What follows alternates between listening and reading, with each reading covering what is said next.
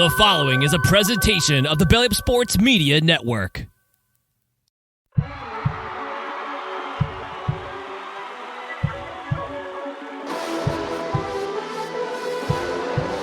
ball sends it over to Edward. Robles, goal! InsertName FC!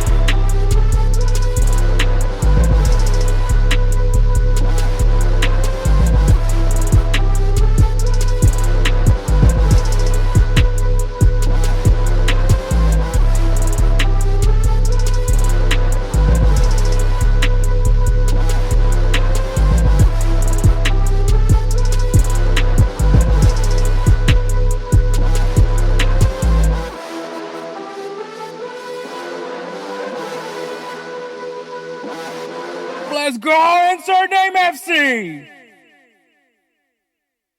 What is up, everybody? My name is Hector Flores, host of the InsertName FC podcast. Joining me, as always, is my best friend and the other host of the show, Edward Robles. Hey, what's up, guys? So there's a little bit of an announcement this episode. I'll kind of let Edward take over from here.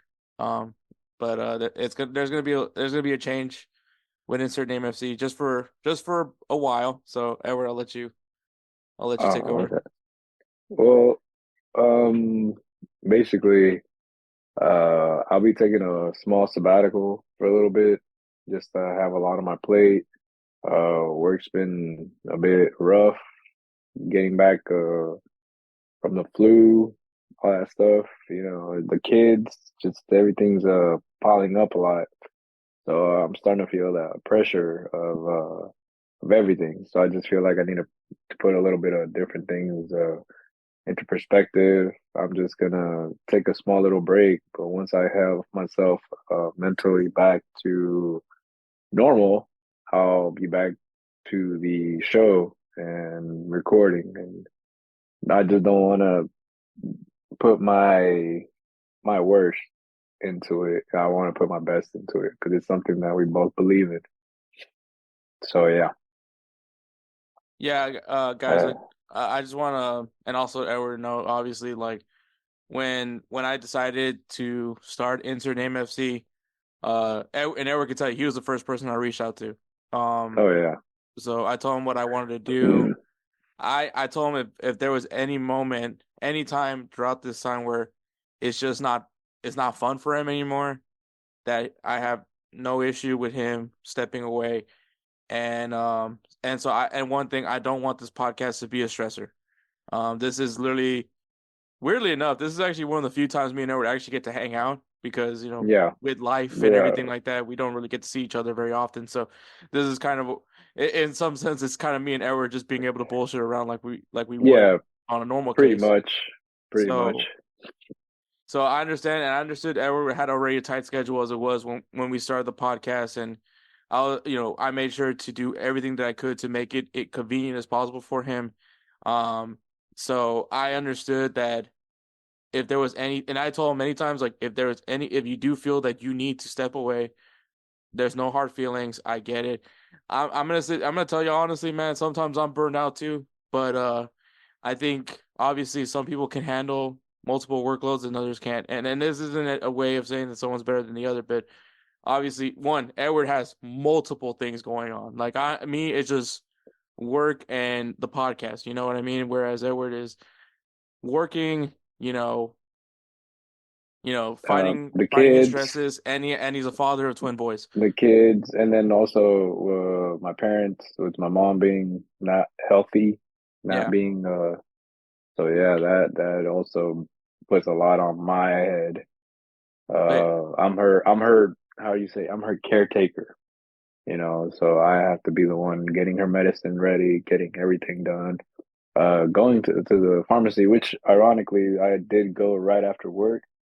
I was planning on getting a quick workout in because I wanted to be, pumped up for the show. Turns out, man, she went through a small little surgery today, or well, not small, but I'm just saying it because she's okay. Thankfully, everything's good. She went through a surgery, and I was supposed to go get like the pain meds, and I go because my mom told me, hey, can you go pick up the pain meds after you get off work? So I was like, okay. So no gym, I was like, I'll just go pick them up. Stood in line at the Walmart because that's supposedly where they went, and they told me that there was no pain meds. I come home and come to find out they gave her the physical prescription, so I needed to take that to any pharmacy. But they supposedly told her that the prescription was sent over to her pharmacy, which was the Walmart one. So, yeah. So that's why I was like, as soon as I got home, I took like a small little power nap, maybe like 15 minutes, and then that was it. And I just got up and got ready for it. But it's just a lot of things on my plate. I just feel like I just need to. I don't want, like I said, I don't want to bring my worst. I always want to bring my best. Yeah, And yeah, and I'm so still recouping. I'm still recouping. Still got my voice kind of all weird and deep and scratchy. So if y'all hear some nasal stuff some nasal action going on in there, I apologize. yeah, so I like I said, man, I really tried my best this year to try to give us as plenty of breaks as we could. Even I trying to mean, figure out like if there's gonna be a summer break. But like I said, Edward's schedule is still his schedule. Like it's not. This just takes one thing off of what he already has on him. So it really. So one, obviously I commend Edward for having the balls to just straight up tell me. I know that even though I told him that you can let me know anytime, and I had no problem giving him the breaks that he needed. Most of the time, if he said he can't make it, then either I will record an episode by myself, or I'll try to get Kelcey or somebody to come in and fill in for him. And so I appreciate Edward for you being honest with me and telling me this, and take as much time as you need to distress yourself, and so that way when you come back, we're able to have the conversations that we're hoping for on this podcast. oh yeah, 100%. I mean, yeah, I'm just yeah, even just one night of just relaxing, of just regular, like I guess you could say, because every day I always have something. What Friday? I didn't get off till like what 8? It was 8 o'clock, and I was still barely gonna go get my kids because it was my weekend with the kids. So it was a pretty rough day. Then today was kind of like a roughish day, but I think I was still trying to recoup from the weekend, from the kids and my parents dealing with a lot of stuff. Like I said, we were getting ready for my mom's thing, and I had to go to work today, so my dad went with her. And but at the same time, like while I was working, I was getting phone calls from the hospital. They're like, "Hey, we also need this. Hey, we also need this information. Oh, there's this medication, so and so and so on." So while I was working, I was also dealing with that, like basically being I guess you call it the pharmacist of her medication. Because I'm the Mm-hmm. one that's the one in charge of all of that. So I was like, "Oh yeah, I know that medicine. Oh yeah, this, and this. Okay, but she's not taking it. No, she hasn't taken that for days." For the past maybe the week or so, I've been in charge of her medication, basically putting it on and putting it back off and putting it on and putting it back off. So it's just a mental relaxation of sorts that I just needed. Mm-hmm. So I feel like it's gonna help, just to have some time to myself, and I'm gonna try to also do like some de-stressing mental health awareness kind of stuff because man, I'm telling you. Yeah, I totally get it, man. So we're Yeah. gonna make sure that this episode is gonna be a really good one, and be with a bang for Edward till he comes back, and so I'm sure Edward's gonna put out a good one for us as he always does. Oh So in this yeah. episode, we do have overreactions from this past weekend. We'll have headlines. Um, so make things easier for this recording for Edward. Kelcey Coyne from High Low Sports, our super sub, he's actually comes in to help me preview the MLS season that's coming up this weekend. Actually, Inter Miami will be having the kickoff on Wednesday against Real Salt Lake. I'm sure Edward's just gleaming with joy to get this MLS season started. So, I appreciate Kelsey too, man, because like I appreciate Hector, but I also appreciate Kelsey. subbing in. He's a super sub. For sure. Announce our players of the week and give you guys some games to watch, and then we'll wrap this show up because obviously MLS season kicked off. So we got the new MLS jerseys that came out. So we're gonna do our 3 up, 3 down for the MLS kits. Also, so you guys know, like I said, Edward's still gonna do some stuff for the podcast. So he will still announce players of the week, and I mean the singing bet is still a singing bet. Though Oh I yeah. don't know. I'm still trying. I'm debating on how to do the singing bet for next season. I don't know if there will be one or not. I don't know. I gotta figure some things out. Maybe something less humiliating. Maybe losers of the jersey bet of the maybe we do a jersey bet. Maybe the losers have to get a jersey put money together to get a jersey for the winner. Maybe we'll do that. We'll see. I was gonna say, what about wearing the winners jersey? Like the team of jersey for them. I don't want to do Like that. for example, I don't want to be wearing a Man City jersey. it doesn't have to be Man City. Well, it could be Atletico Madrid for Spencer, or Barcelona for me, or even like if I lose, I have to wear Real Madrid or Atletico Madrid, which would hurt. Well, it'll work out for Edward because if Spencer wins and Edward loses, he just has to wear Juventus jersey. So... Oh yeah, true. That would work. That would work. And he already Like has one. that's the one. I was like, that's the one I have. Cool. The player's not Anyways, there, but but yes. So MLS preview with Kelcey Coin, and like I said, 3 up, 3 down, MLS jerseys. So, quite a show. So, me and Edward, we're gonna go ahead and take a break, and we'll go right into the overreactions. Are you ready to elevate your sports betting experience? Look no further than DraftKings Sportsbook. Why choose DraftKings Sportsbook?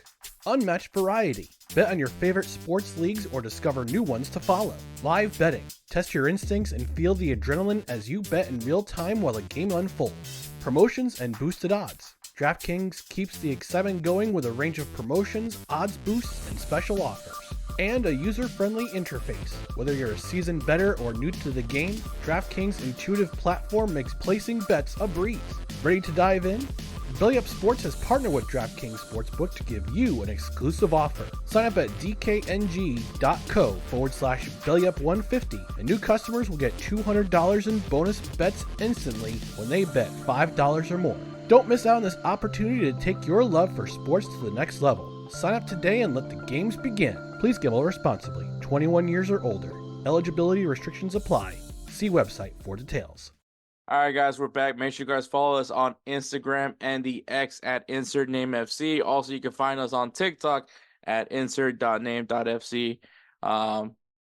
Man, these reels that I've been dropping lately have been getting a lot of viewership. I've been actually kind of taken back by that. Interesting of what a reel could really do in social media. So yeah. Also, you guys really like Chicharito. I'm learning that now. Because that thing is still getting views. And apparently either that or you guys really like Chris Daughtry. So, take that for what you want. hey man, Daughtry was a hit back in the day, I mean, because these faces and these places are getting old, man. Yep, exactly. Oh man, you know what? It's the messed up part about it is makes me realize how old I am. Makes me, I feel That my dude was age on now. American Idol, man. That's like the insane thing. Yep. You notice that the losers are the guys that don't win American Idol are the ones that actually like get famous. Like they get famous. Yeah. Aside from Kelly Clarkson. Kelly Clarkson was the only one who ever got now she has famous. a talk show. Wow. Anyway, overreactions, man. Do you have an overreaction from the past weekend? Oh man, I'm not even gonna lie to you, but I want to say my overreaction. Okay, so I know this is going to be one of our topics that we're going to be talking about. I guess my overreaction is the whole fact of the MLS referees like Okay. that. I feel like the MLS should step up, maybe better wages, do better. basically. Like the Major League Soccer has to do better, I think.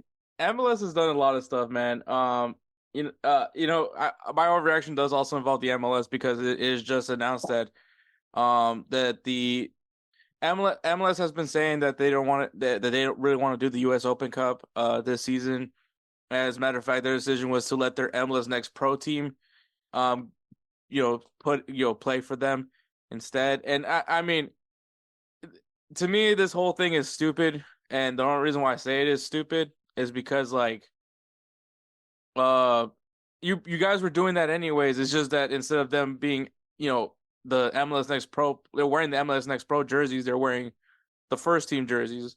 So you guys do this anyways. This is what you do. I don't know why you have to no, we're gonna let them go. And it's honestly because the MLS has just added too many tournaments now. Now you got the Leagues Cup. So it's kind of your fault why you're in this debacle. It just Exactly. sucks. It just sucks because obviously the U.S. Open Cup is a very historical tournament here in the U.S. And with Don Garber basically saying that MLS will not be participating in the U.S. Open Cup, which obviously MLS is the standard league, right, for here in the U.S. Yeah. It's really it hurts it hurts a lot for the USL teams and all the other lower division teams, in the U.S. because for some of them, it's a big opportunity for them when they go up against an MLS team.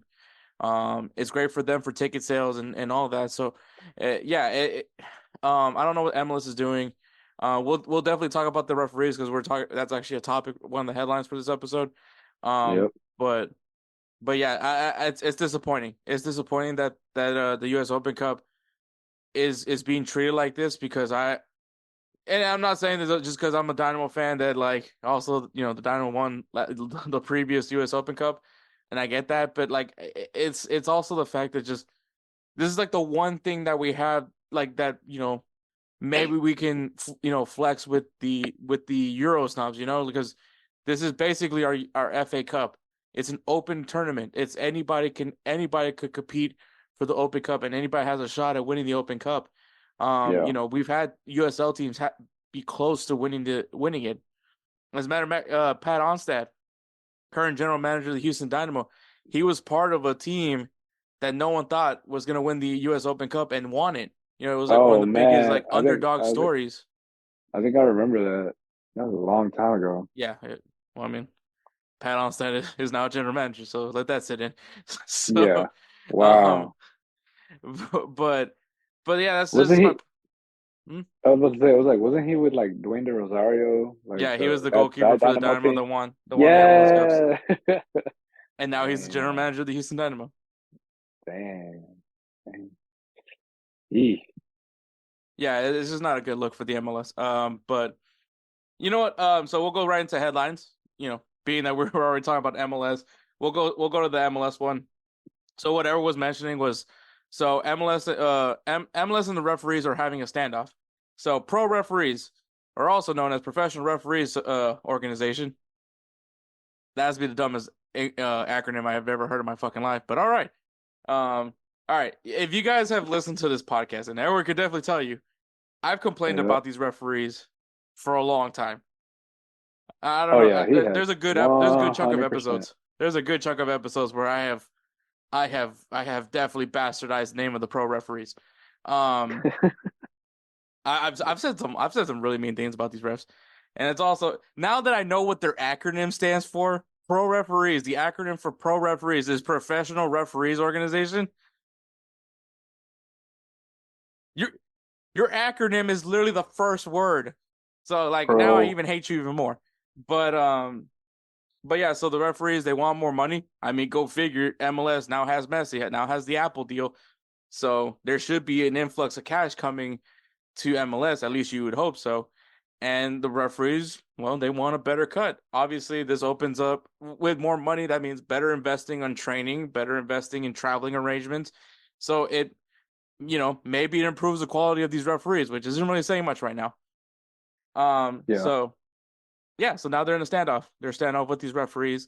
But Edward, I'll let you talk on your thoughts on it, and then I'll say something that might be a little bit more about how I feel about these referees.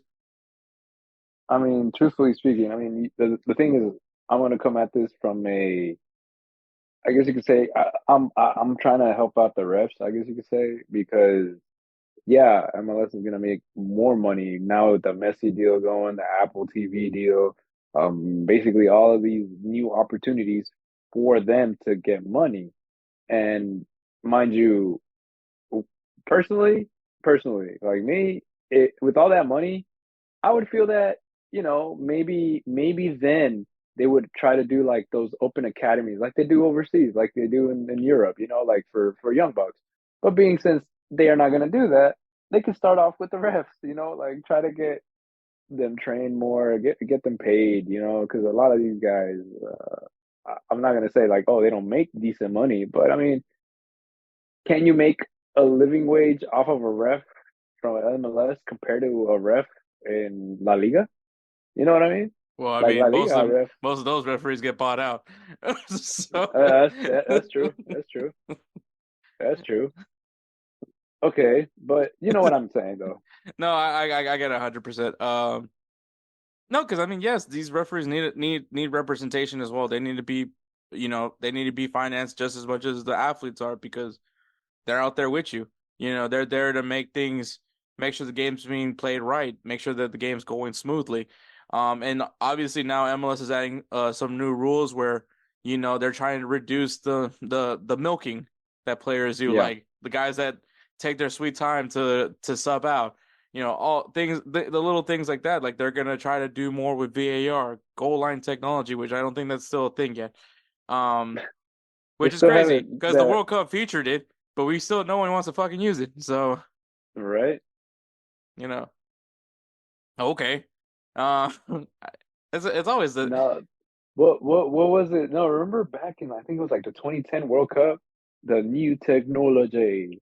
It was the soccer ball. oh yeah, the only person to figure it out was Diego Forlan.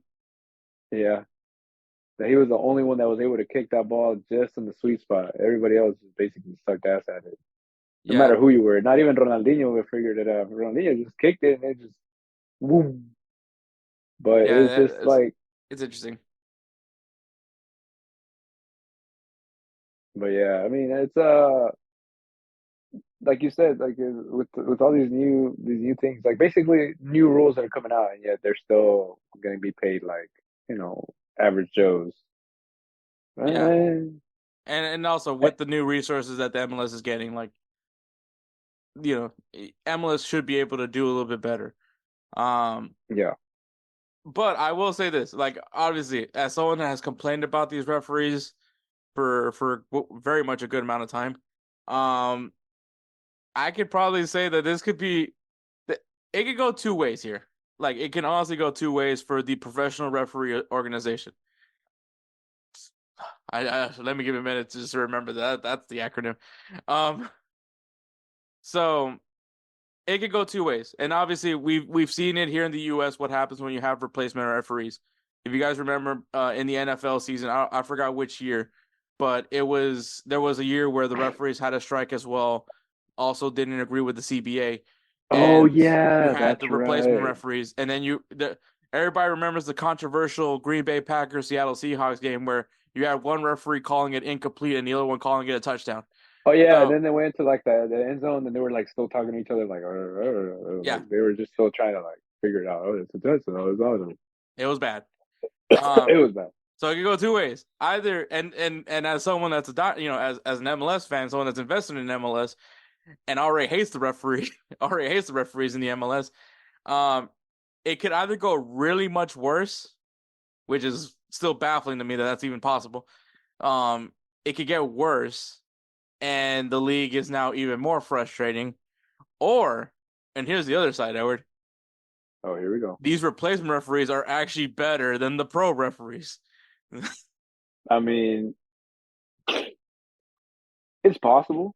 It's possible. I mean, you got let me put it this way. And here's I'm gonna put it in the way that you know, because I know it too. You got these guys who are um semi-pro referees.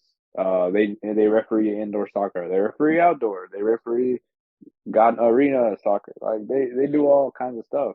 The pro referees, if they basically go on strike, they leave the door open for all these referees. Now, me and you, we've had our run-ins with the referees who are actually good, and then we've had the referees who actually suck. So that's the point too. Like we don't know what's gonna happen. We don't know if we're gonna end up getting the same refs that already suck ass, or we're gonna get good refs. It's a 50-50. If anything, recently I've been running into refs who are actually doing pretty good job. Like they'll let the play go. They'll keep going with the keep going play, the fair play, whatever. But there are some who like you barely tap one or even touch the ball and they somehow trip over the ball and it just looks bad. They'll be like, "Hey, that's a foul," and I'm like, "What the hell? Like, no, that was not a foul at all. Like that's not right." Or they'll call offsides. Like, and I'm like, that dude was not offside at all. I was like, "What happened to VAR? Where's this VAR?" I was like, now instead of trusting VAR, you're still trusting the dude who may or may not be correct, which most of the time they're really not. Like the linesmen, it's like they have to basically run like I don't know. They got to go to the optometrist and run like this special fucking F1 racing fast eye twitching movement because I think that that's what's going to help is them having uh that hand eye coordination or the eye, you know what I'm saying, like the Yeah. depth perception, like for them to have actual good depth perception, for them to see across all the way to the far side of the field, for them to see, hey, that guy's actually a step over, instead of it being like, hey, that guy's pinky's over. Like, no, dude, like, come on, dude, like, I you mean, if gotta be anything, you smarter can than always get the referees from the African Cup of Nations because those guys were great. Like I was like, oh my god, this is what good that. referees look like. And actually, think about it this way too. These guys go on strike. Those that are going to see an opportunity, they'll come down. They more than likely they will get paid more than what they get paid over there. Yeah, I was just like when I saw them, I was like, bro, these guys are good. Bro, these guys were not even afraid when some of the players would get on their faces, bro. Like they were actually getting with them. I was like, They'd be like, "All right, you want to these are talk?" chimney rock referees. Oh, If you guys don't know what that oh yeah. means in where we're from in Houston, there's a park that everyone used to play in Chimney Rock. It's like the like you It's the played there at one hood. point. It's the barrio. It's the barrio. Yeah, And you you basically if play you there. played You in the either streets of Houston, you've probably played there at least at one point. And yeah, the referees were no joke. I mean, it's mind you, it's a very dirty league as it is. But yeah. yeah, those refs weren't playing around. But yeah, man, MLS is doing a lot of stuff, and I'll let you guys know when you get to the MLS preview with me and Kelcey. Obviously, this is way before the referees. I don't think we necessarily had time to talk about it because there was a lot of things to talk about, but like. But now with the U.S. Open Cup, like now that's not going to be a thing, and obviously everyone's talking about Inter Miami being capable of winning a quadruple, which that just sounds stupid. But there is that. But yeah, we'll see what happens with these referees, man. I will say like I don't know what Don Garber is on right now. Like I don't know if he's on a power trip or something. Also, he's not really a soccer guy. I want to point that out. Uh, this guy was actually like I think a former executive for the NFL, and Robert Kraft just like hired him in to come and fix the MLS. Now, mind you, he's a businessman, so he understands business, and that's the reason why he was brought to the MLS to like because at that time the MLS was on the verge of flopping, and so he comes in and he fixes the team financially. But now, I think the Dynamo. I think now MLS needs to look for a commissioner that is soccer minded and Oh starts yeah. doing things for the sake of the game, not so much. I mean, business is still important, but someone that actually gives a crap about soccer. And it's crazy to think this guy's been the commissioner for MLS for so many years, and maybe he's gone now has an interest in soccer. I can't tell you how he feels now, but yeah, now things need to be more focused, especially because I mean Copa America is coming up this summer, and then in 2 years we're having the World Cup. And are we still gonna have MLS matches being played during the freaking World Cup? I hope not, but so we'll see what happens there. But before we get to me and Kelcey, we do have one headline. It's a big one. It's actually been one that we've been talking about for I don't know how long now, Edward. I'm getting a headache from just thinking about this. You're scared is what's going on. I'm You're pissed, scared bro. Like I'm that just some of the rumors may or may not be true. This is what I'm you're over here. constantly getting teased by this, and it's been like for 2 years now. At least I feel like it's 2 years. But obviously, It's been a Kylian well thing. Mbappe. Yeah. So Mbappe has informed his locker room that he will be leaving PSG. He didn't say where. He just said that he will not be with PSG at the end of the season. Um, so and then obviously like the media is trying so hard, trying to ask like players like, where's he gonna go? Where's he gonna go? And one player actually was like, come on, we all know where he's gonna go. And to that guy, I say fuck you. But yeah, so Real Madrid obviously is still in the mix for now, I don't know, 2 years now. Yeah. But Premier League rumors have now risen, and has been apparently there's also rumors that he's like not happy with the amount Real Madrid is offering him, or Oh not yeah, that I heard about that. his posse is saying that he apparently isn't like he feels uncertain about going to Madrid. And then now there's rumors that he wants to go to the Premier League. More specifically, he wants to go to Arsenal to now follow Thierry Henry's pathway. Which, if that's the case, God, I hope he just stays at Arsenal and not follows to the other place he ends up that Thierry Henry goes to. You mean we're Barcelona, we're him and Zlatan and Dude, oh I did boy. not know you can make that front three like you can make that front for Barcelona as ridiculous as it was at that time, and then you just Oh yeah. add like the most iconic What? French player in the world that can literally play anywhere up top. Like literally anywhere. He could be striker, he could be a winger for you, and you add Yep. Messi with him. Oh, and then you added Messi in the oh, you had Dino, Messi, Good Johnson, Eto'o, Henry, dude. And Gu Like, Johnson was on the bench. Just like let's and just Good point Johnson that was out. coming off the Good Johnson was the one that was he was the super sub. He was just coming off the bench and he would actually score. I was like, damn. Like Thierry Henry literally pulled like if you can't beat him, join him.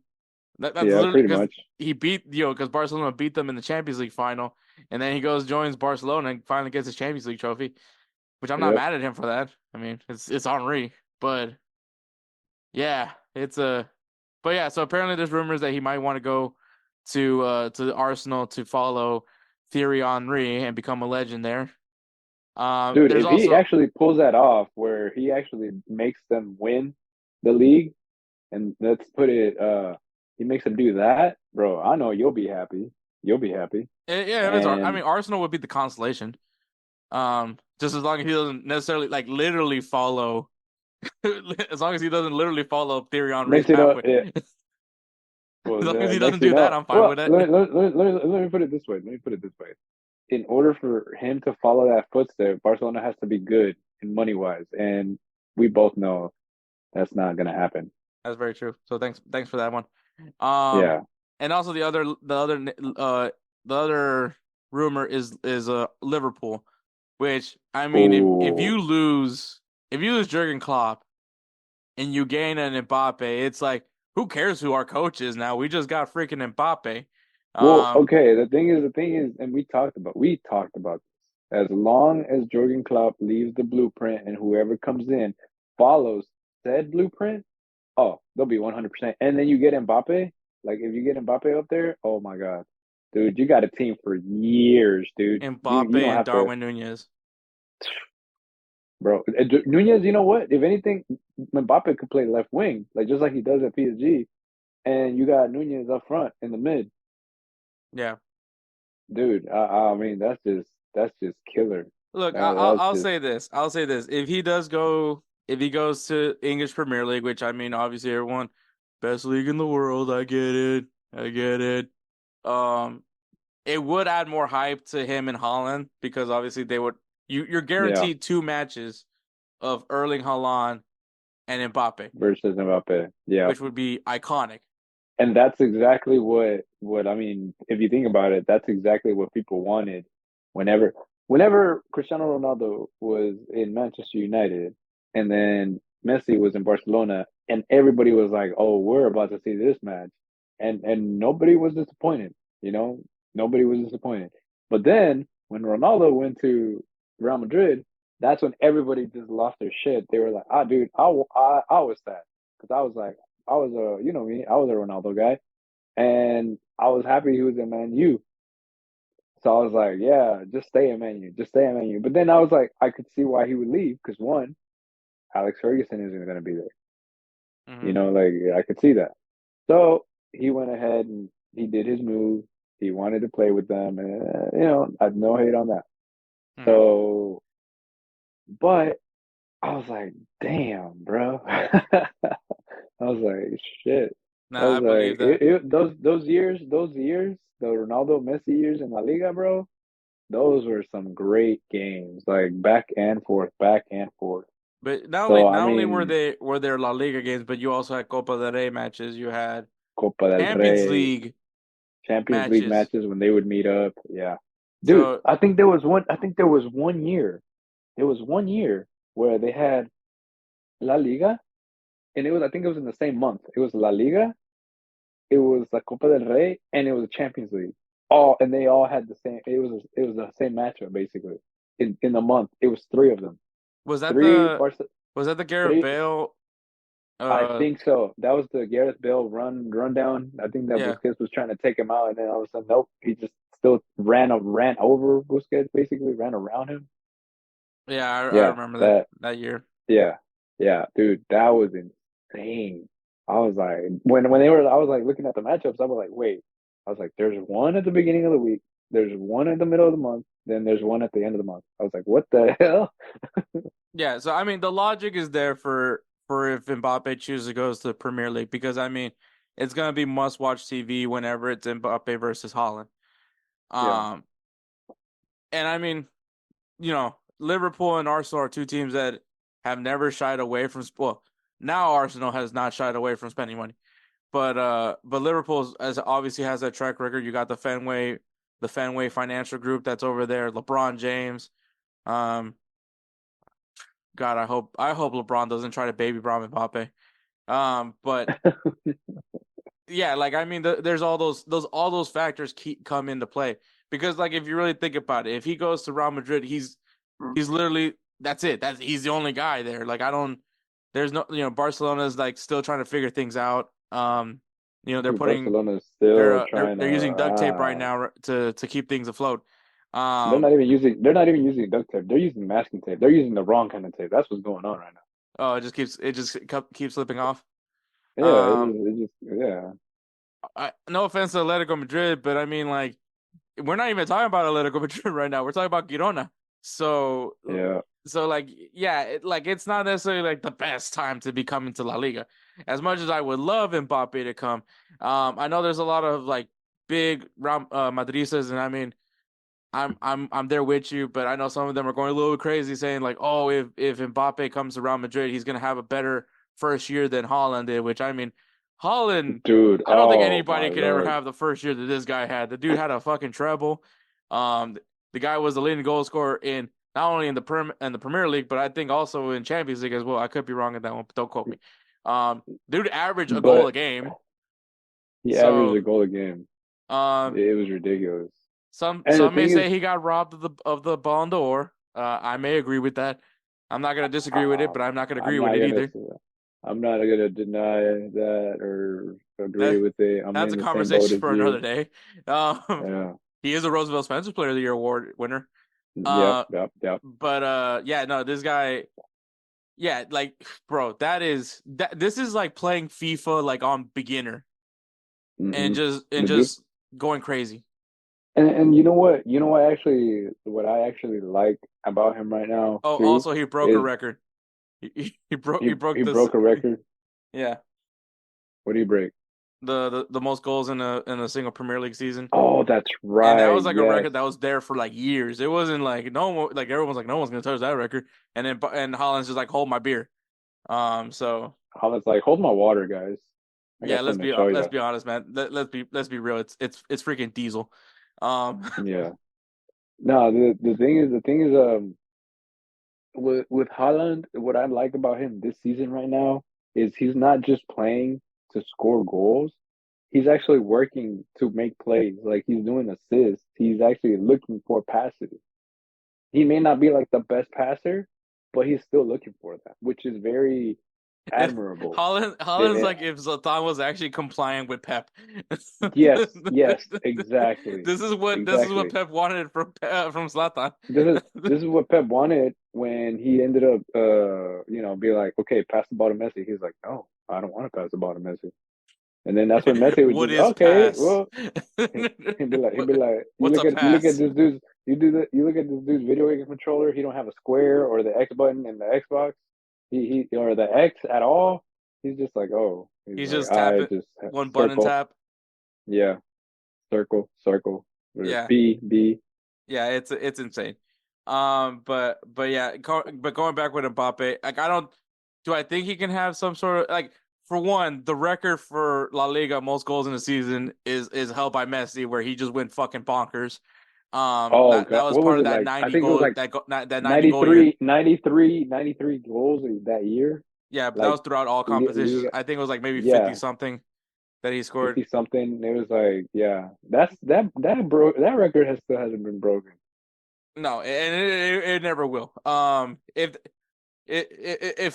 Mbappe breaks that record on his first year, I'll shave my head. But I don't see that happening. Like, oh my God, like, dude, seriously. But anyways, but so maybe La Liga right now isn't necessarily as appealing right now. I mean, it's still Real Madrid. No. If you want to compete for Champions League titles, Real Madrid is still that team. You're talking about an attack that's going to feature Vinicius Jr., Rodrigo, and Bellingham, and then you have Mbappe. I mean, Luka Modric looks like he'll probably be leaving at the end of the season. That number 10 is Yeah, going to be available. that number 10 is gonna go to Bellingham, bro. That's what's gonna happen. I kind of like him with the 5. Ah, boy, he's gonna want I the do 10. believe I agree with you 100%. Bellingham should be the 10. He's I gonna he's gonna he's gonna end up getting that 10. Once Modric leaves, he's gonna end up I getting mean, that 10. That's technically, what that's what that's Zidane was as well. Zidane was the 10 for hmm Real Madrid. It's just that the number 10 wasn't available, and he had to wear number no, 5. it's yeah, exactly. Well, that's the reason why he's wearing number 5. Technically, it's like half of number 10, and he's not gonna take it away from Modric. He's not Well, gonna be he also wore it disrespectful. in homage to Zidane because he Yeah, said Zidane yeah, was his favorite player from Madrid. Um, yeah. which I might call a little cap on that. Yeah, Might call, right. That's what I I, was thinking too. I was like, a little bit of brown nose in there, sir. bro, I'm like, that's like saying like there's a kid right now that's getting drafted into the NBA saying his favorite he looked up to Michael Jordan. It's like, bro, you didn't watch a single one of his games. Like Yeah, you saw yeah, highlights on yeah. YouTube. Like, come on. No, Like you weren't yeah, there. So you weren't there. but yeah, no, but that's just kind of my point though. Um but yeah, in reality, Bellingham should be the 10. I do want to see Mbappe wear a 9. I remember I almost prematurely bought a 9 Mbappe jersey thinking that was going to happen. Thank God it didn't. Thank Oh God God, my that bank would account also that appreciates me for that. Uh, damn that would have been really bad. I mean, right now my bank account's a little bit angry at me because I bought that Dynamo jersey. But Ah, anyways, going back to Mbappe. So the new rumor that's popping up on Goal and ESPN and blah blah. Insert whatever the fuck person you want inserted into this. Basically, apparently he signed a 5-year deal to come to Real Madrid. Like it's official, it's over. And I'm standing by what I said when I said it a few episodes ago. I am not going to believe anything until Mbappe is in a Real Madrid jersey. Until he until he does walks a out presentation. of the Santiago Bernabeu in a freaking white number 9 jersey, I will believe it. Until then, I don't Damn. believe anybody. Fabrizio Romano, I don't trust you anymore either. Till this man wears the Real Madrid kit and is walking around flaunting everybody, freaking juggling the ball. Hopefully he juggles it well, and then I'll believe that Mbappe is in fact going to Real Madrid. But till then, I'm like trying. It's like literally, I have the blinders on. I don't want to be looking at any of these other more posts from 433 or from Goal or from ESPN FC or Bleacher Football. Like all that stuff. I don't believe you. You're mocking me. I am constantly getting teased every single day with these Photoshop Mbappe Real Madrid jerseys. Like I'm like Edward knows the pain that I'm going through because I keep posting it in excitement, thinking it's happening, and then it doesn't happen. Yeah. Like good God, like this is the trust issue. I have trust issues now. I need to play some Drake. Yep. Because I'm getting hurt. And I'm just saying I can do better. So, God, yeah, I'm gonna listen to Drake after this. Props to him, by the way. Don't Google, don't search Drake on Twitter. Just don't. But congrats to you, by the way. That's all I'm gonna say. I'm not gonna say anything else. But congrats, man.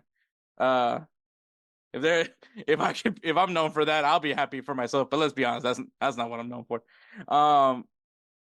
But yeah, so Mbappe, maybe we know he's leaving. That's all we know, and that's all right now. That's the only thing that really, I guess, matters is that he is leaving PSG, which for the sake of his career, it's the right move. He needs to leave Ligue 1. Like he's not getting better at Ligue 1. He's not getting.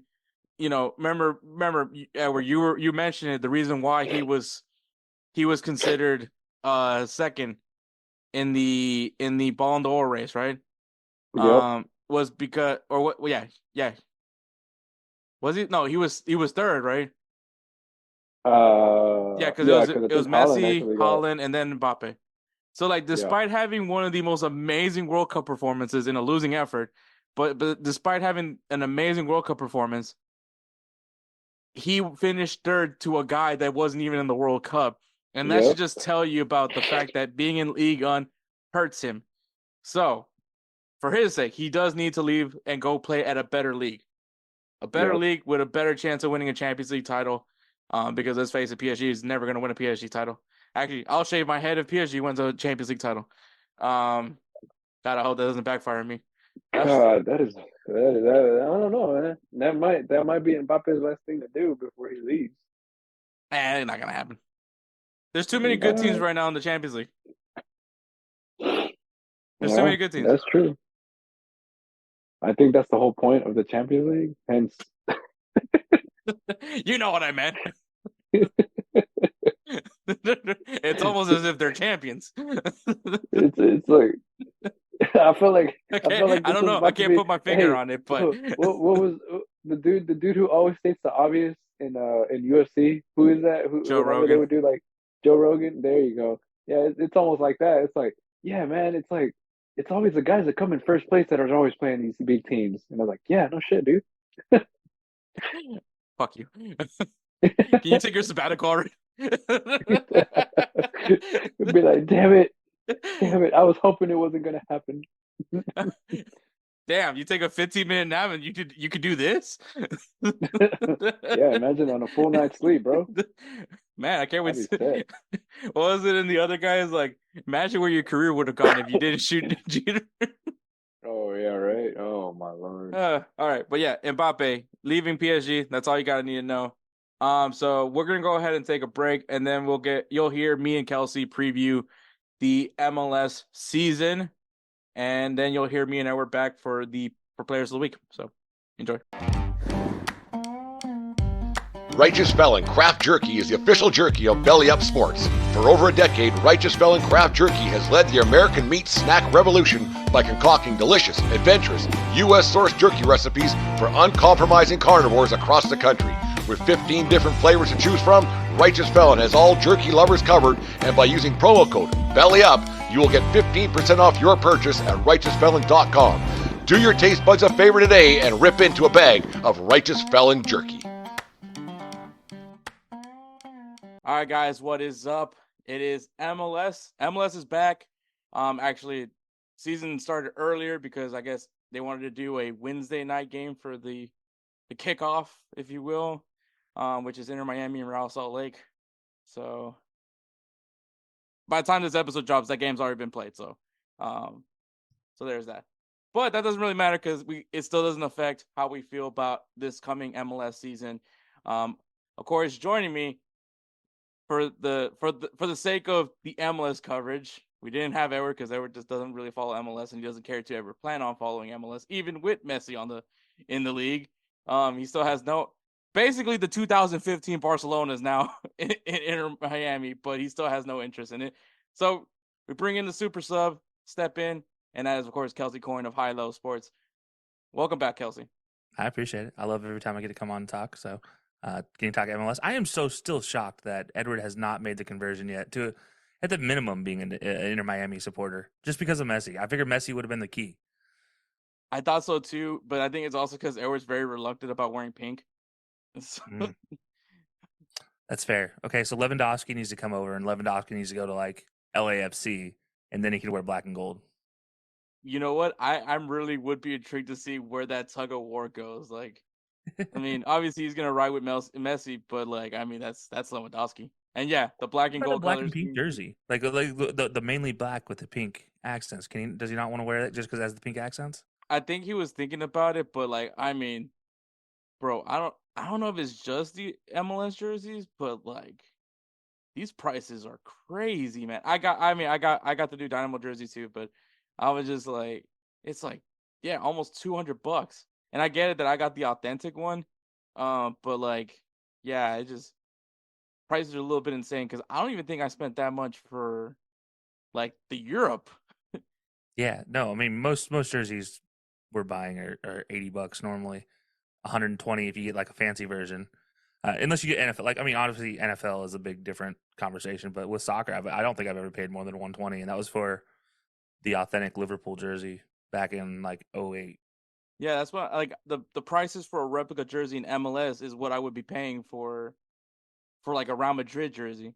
So I'm like, and that's the authentic. So I was like, damn, dude, why is it so? I wonder if that's how it is in Europe. Now that if it's how that in the other side as well for them, I'm like, Jesus. Maybe. Christ. I don't know. Knowing our luck, they Or probably paid like $50. Or do you think like because they're so globally big that they can get away with like dropping the jersey prices?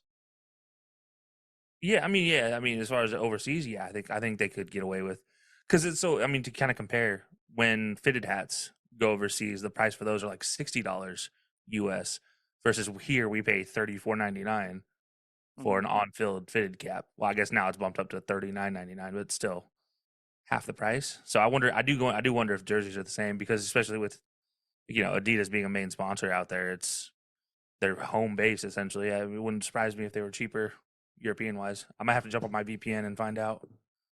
Might have to take advantage of that too.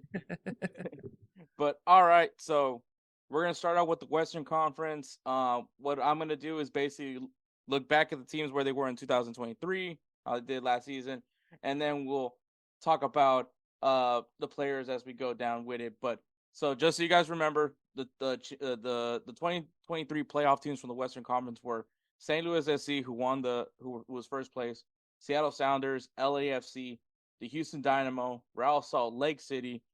They need to rebrand. Then Real Salt Lake.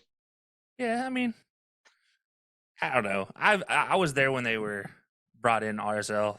Eddie Pope was the center back. I mean, Freddie Adu came up with the team. I kind of like the idea of RSL just being RSL for a long time. I mean, I guess because I don't really say Real Salt Lake. I usually just say RSL. So yeah, I don't say Real Salt Lake anymore either. It's just RSL now.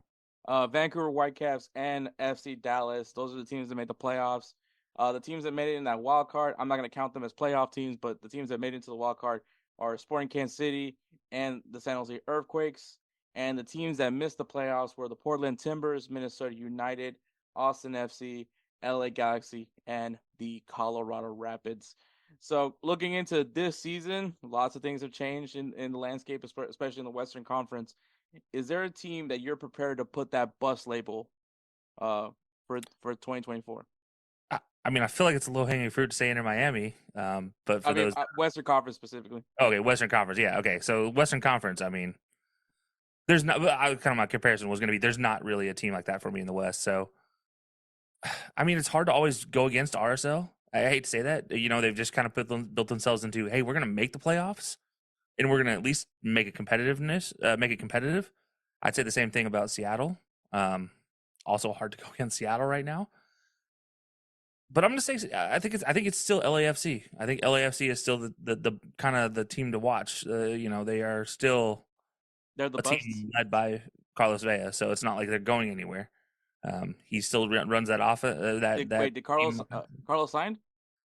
Supposedly. That's Okay. what I guess. Oh, maybe not. Hold on, let me double check this. I thought I'd already signed, but if he had not, then that changes my answer to Seattle.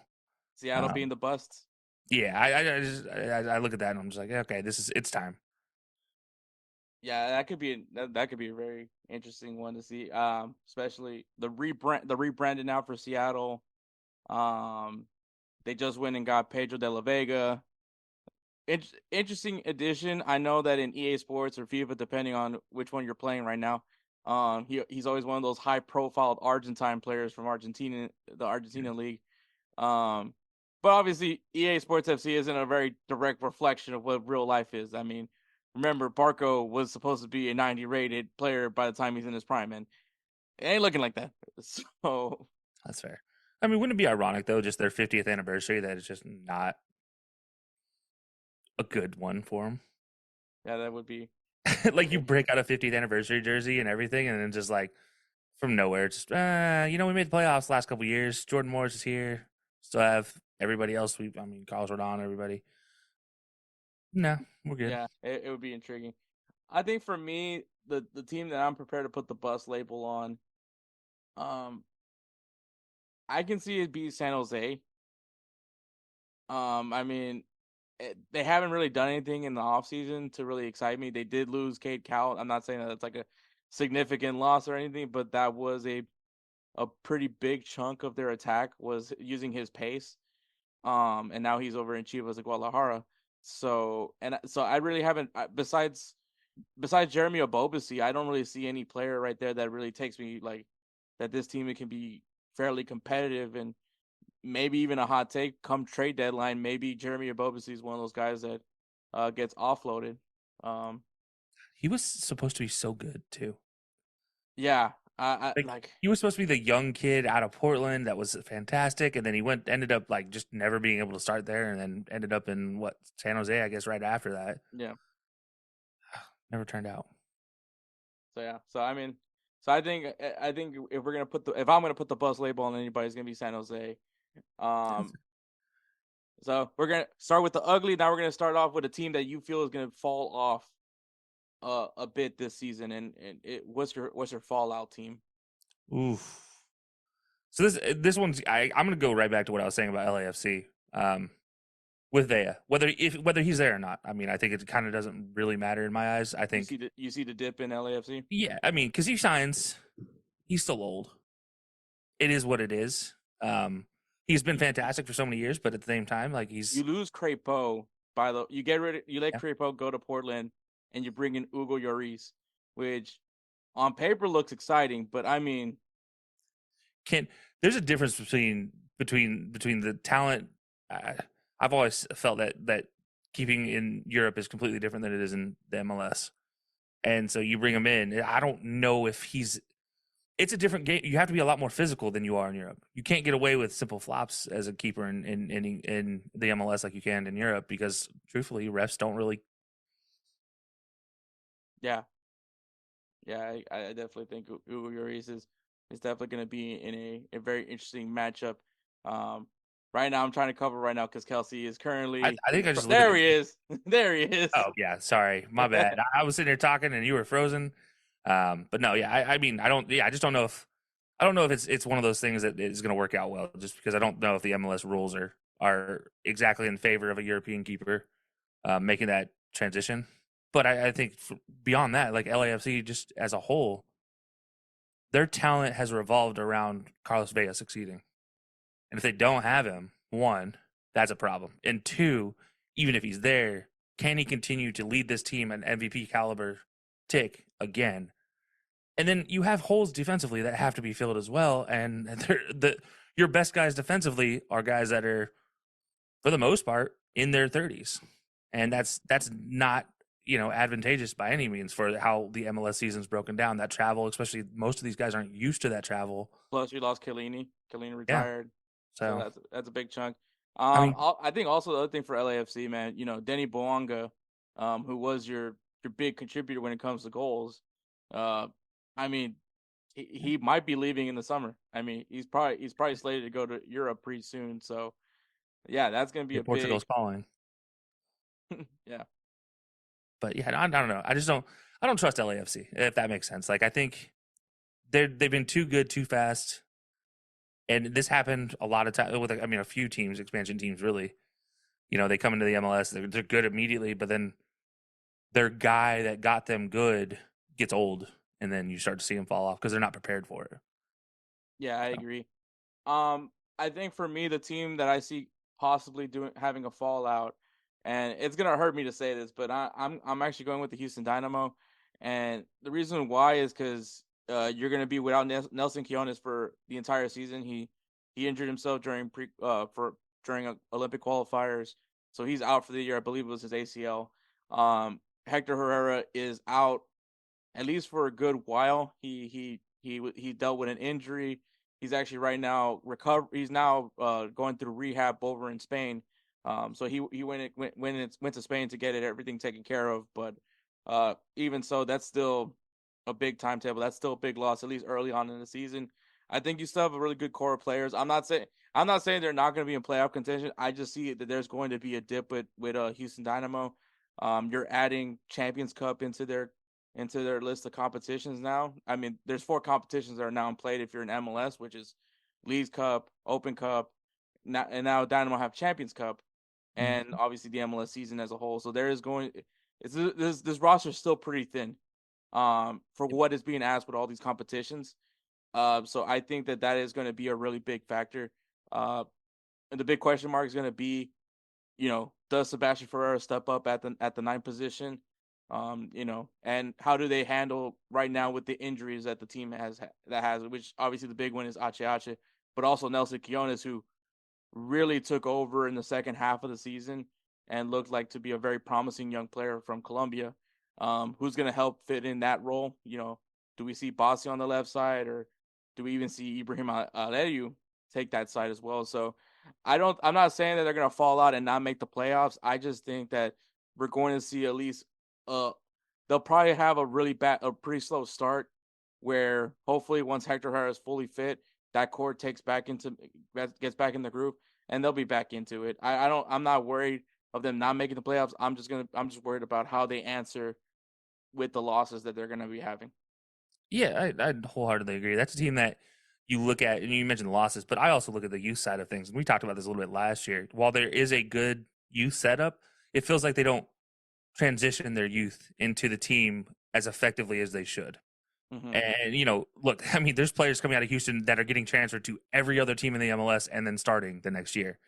It's happened for I think 5 years in a row. We've seen somebody go from Houston to another team and start and then have an impact that next year. Maybe it wasn't the most impactful, but an impact. And I think Houston just needs to hold on to their guys and start to transition them into the big team, the big squad, if you will. And get them going, because I think that's going to be what pushes them over. But yeah, I mean, if they don't do that, and especially with the injuries, that's a big concern. Yeah, I'm hoping Brooklyn Reigns gets his opportunity. That's a guy that I'm really excited. Not necessarily a Houston Dynamo product. He's a product of the Barcelona Residency Academy in Arizona, which we know that develops a lot of players, especially for the MLS. They mostly go from there, or the ODT, the Diego team. Lunas, those guys. Actually, what was that one kid? He went to Eintracht Frankfurt, then came back. It didn't pan out pretty well for him. Caden Clark. He was also a Barcelona Residency Academy player. I believe now he's with Minnesota this season, so that's gonna be interesting for him. But all right. Well, before we move on to this one, I do want to point out a team that I'm kind of surprised neither of us mentioned, and I think we both maybe thought about them, but maybe are just like, we don't know really what to expect, and that's St. Louis. Obviously, the big loss in the offseason, but then now you're like, all right, well, year 2, let's see what you guys can do after leading the Western Conference. I mean, it almost feels like they're guaranteed to fall off, if that makes sense. Yeah, so I think that I feel like they exceeded expectations. Like, I think that last year was just a pure, they just went above and beyond. And you can see that they clearly got burned out from it. because Sporting Kansas City happened in the first round of the playoffs. So I think now after 1 year, there's an understanding of how the league is done, because they're a very capable team. Obviously, you have Roman Berkey at goalkeeper. You have a lot of MLS experience over there. I believe they went and got Chris Durkin. Not the sexiest of signings, but if you're talking about Americans that understand the league, Chris Durkin is definitely that guy. And he's only 24. And he's only 24. It just didn't Mbappe pan out Watch, for by him. the way, still I feel like is an underrated guy. At right back for MLS purposes. I'm not saying like beyond that, but he's an interesting situation. I would like to see how he pans out, but I think Sporting Kansas City, I don't think they're gonna. Yeah, I mean, if you want to say fallout category, I definitely would say Sporting Kansas City. I mean, St. Louis City, because, like, I mean, there's no other place to go when you're up top, So, and I do feel like the sophomore slump will happen. I still think they're a playoff contender in the playoffs, or at least have a shot in the playoffs. But we'll see a little bit of a fall off, and I think it's mainly so that they're also going to be dealing, like I mentioned, Champions Cup. Mm-hmm. I believe that they're also going to be a Champions. Maybe they are. Maybe I'm. Yes. Oh, actually, I should know that because they're facing off the Dynamo. So, yeah. First round matchup is the Dynamo. So yes, they're in the Champions Cup. So that is also another thing. So now you're in your second year, and now you're getting introduced to another tournament. So you're going to have to really step up your game when it comes to rotating these players out. So I could definitely see St. Louis also being a team that could fall out as well. But all right, we got the negatives out. Let's go to the positives. Who do you think is the most improved team in the Western Conference? Oof. I mean, my eyes immediately go down to the bottom of the standings, right? Like just see, okay, who's the team that maybe underperformed last year, and who's going to step up? But I mean, looking at it, you look at the bottom five: Portland, Minnesota, Austin, LA Galaxy, Colorado. I'm not going to say Colorado is going to be the team, because let's not go there. I'm not going to say Austin, even though they were very active in transfer period. Yeah, no, they were active. That's fair. I'm just not. I don't trust Colorado as far as I can throw them at regular altitude, let alone 5,000. Is it because of Chris Armas? Yes. I don't blame you at all. I don't blame you. I'm surprised this guy has a job. Yeah, no, for sure. But no, I think I'm going to actually go with maybe a surprise one here. I'm going to go Minnesota. You mentioned Caden Clark. He's actually kind of a partial reason why. And by the way, he went to Leipzig, RB Leipzig before. Okay, that's what I'm thinking of. Yeah, so they actually loaned him back to the Red Bulls academy. But yeah, no, I think Minnesota just as a whole. I mean, they weren't far out of the picture to begin with last year. And you get a full year of Pookie. Yeah, and with maybe an easier start to this season than most other teams. So you look at that, and that's that. If you get off to a hot start, it's hard to say that team who starts off strong in March. Yeah, that's confidence right there. Yeah, we saw it with almost. You can honestly say that we just talked about St. Louis. You can almost say that's why they were so successful last year, is they got off to such a hot start in their time. But yeah, I'm going to say Minnesota as the most improved. Now, I mean, we might still be talking into a wild card position here, but I still think that's still improved. Yeah, you get a playoff conversation at least. No, yeah, I think Minnesota's a really good one. A full year of Pookie, and also they're only focused on 3 competitions. I'll say 2 to be realistic, because obviously Leagues Cup takes a break. You take a break to play Leagues Cup, but you just have Open Cup and MLS to worry about. Whereas there's going to be some teams that are going to get hit with that multiple competition problem, with the fatigue that would happen with them. But I think Minnesota, if they get into a really hot start, maybe they get a team that is competing in Champions Cup, so they can really take full advantage of those guys. I think Minnesota's a really good pick. I'm actually gonna go with the LA Galaxy. I think that they did a lot of changes in the front office. Once again, most improved doesn't necessarily mean that they're going to be in the playoffs, but I think there's pressure on them, right? Second to the bottom is still there's room for improvement. Yeah, there's a lot of pressure, right, with them. Like they, your next door neighbor, or I guess the team that actually is in LA, LAFC. They're like, people are forgetting that the LA Galaxy has been one of the most successful teams in the MLS. and it's because of the flash of the golden flash, if you will, of LAFC. So I think there's a lot of pressure. I mean, at some point, Ricky Puig has to be looking at a potential move back to Europe. I don't know how long he's going to be staying in LA, but this and newly revamped front office. So I think it's going to be pretty big on them. How do they respond? How does this team, adapt to where they are to the new culture that they're going to be going into? Yeah, there's LA Galaxy has a squad, right? They have a low key squad, and it honestly it really is. I mean, if now this was 5 years ago, this squad would be a wow impressive squad. I mean, look at Martin Cáceres himself. Like that's if he was still the guy that was playing in a World Cup. What was it, 6, 8 years ago, something like that? 10 years, I guess it'll be 10 years now. Yeah, if he was playing still to that level, I mean. That's a big concern, but yeah, this team just has to perform, I think, is the biggest thing. Get a coach in there that is comfortable and proper with his tactics, doesn't try to switch things up every day, but also doesn't stay with the same concept if it's not working. I think that's LA Galaxy is stuck between two minds. They want to run a 4-3-3, but their team isn't set up for a 4-3-3, so they run a 4-4-2, and it just doesn't look good, so they switch in mid-game, and then they go to 4-5-1 with the attacking wings. It's just it doesn't make sense. Like there's a lot of movement for them that just doesn't make sense because they don't try to stay with anything consistently to try to like develop that. And then at the same time, they will also stay in their tried and true far too long. And you also look at Tyler Boyd coming in.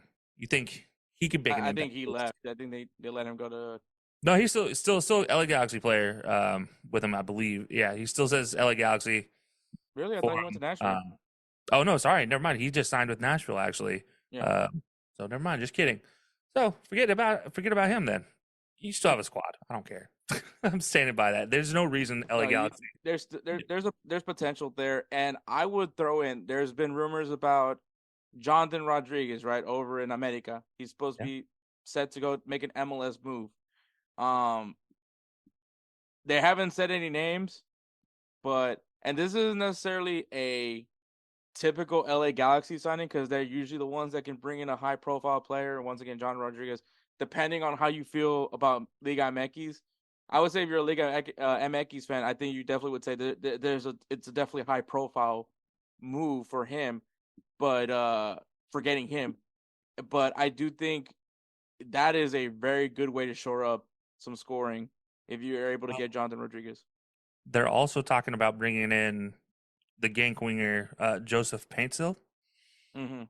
So if they can pull that off, that helps as well as with what they're trying to do. And that's again, it just comes down to this team needs to just figure out an identity and bringing in some, I guess, relatively young, strong winger is a nice piece to add, but it doesn't really solve their issues with striker if they don't answer that with, like you just said, go over Liga MX and bring somebody over. Yeah. All right. Who do you think is going to be who's the favorite for you right now for the Western Conference?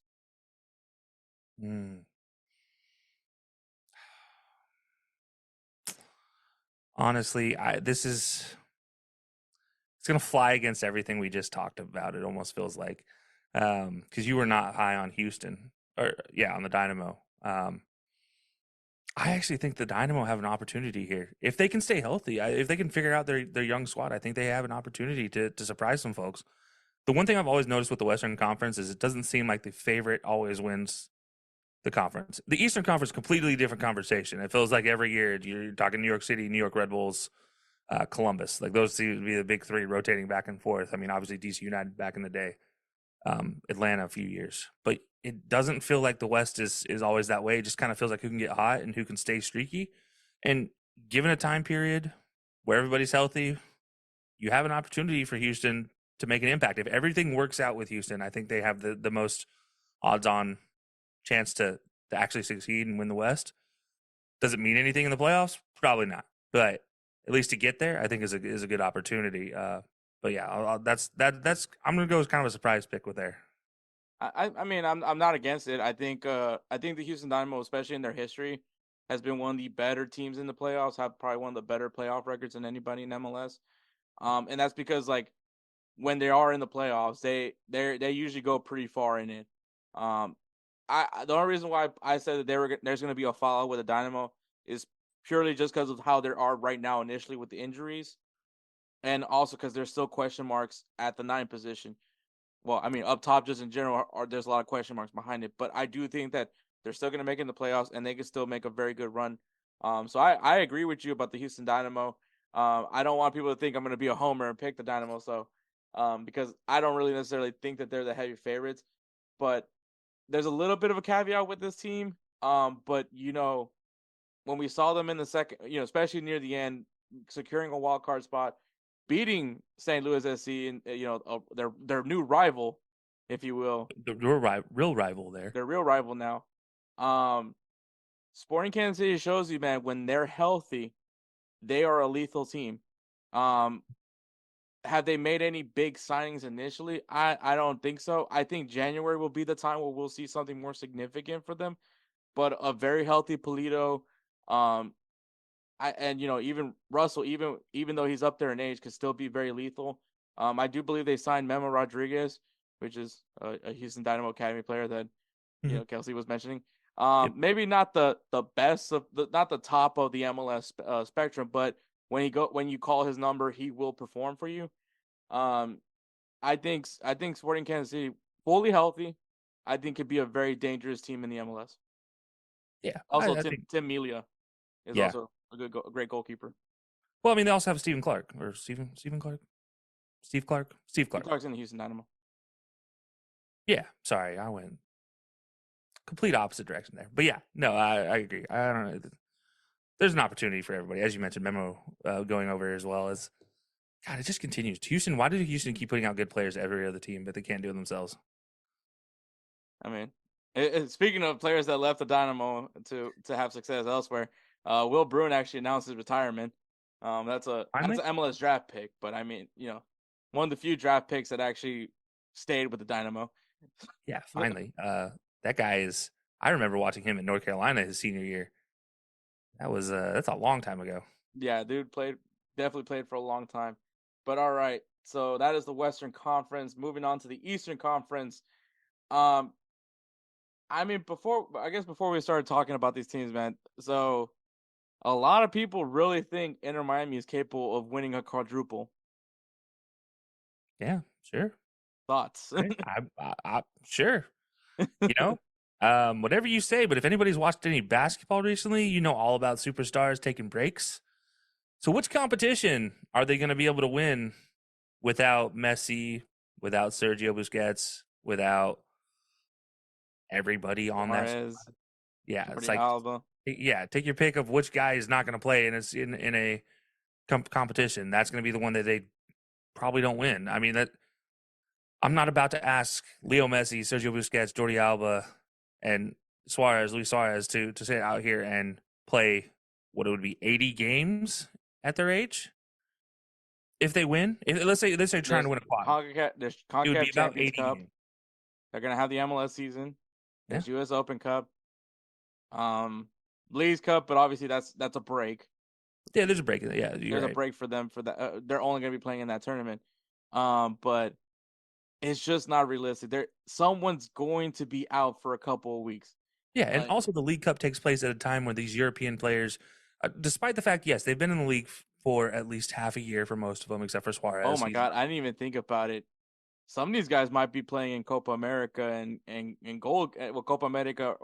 So I won't. Maybe not the Euro, but Copa. I believe Copa is a safe bet for 2 out of the 4 guys that we just talked about.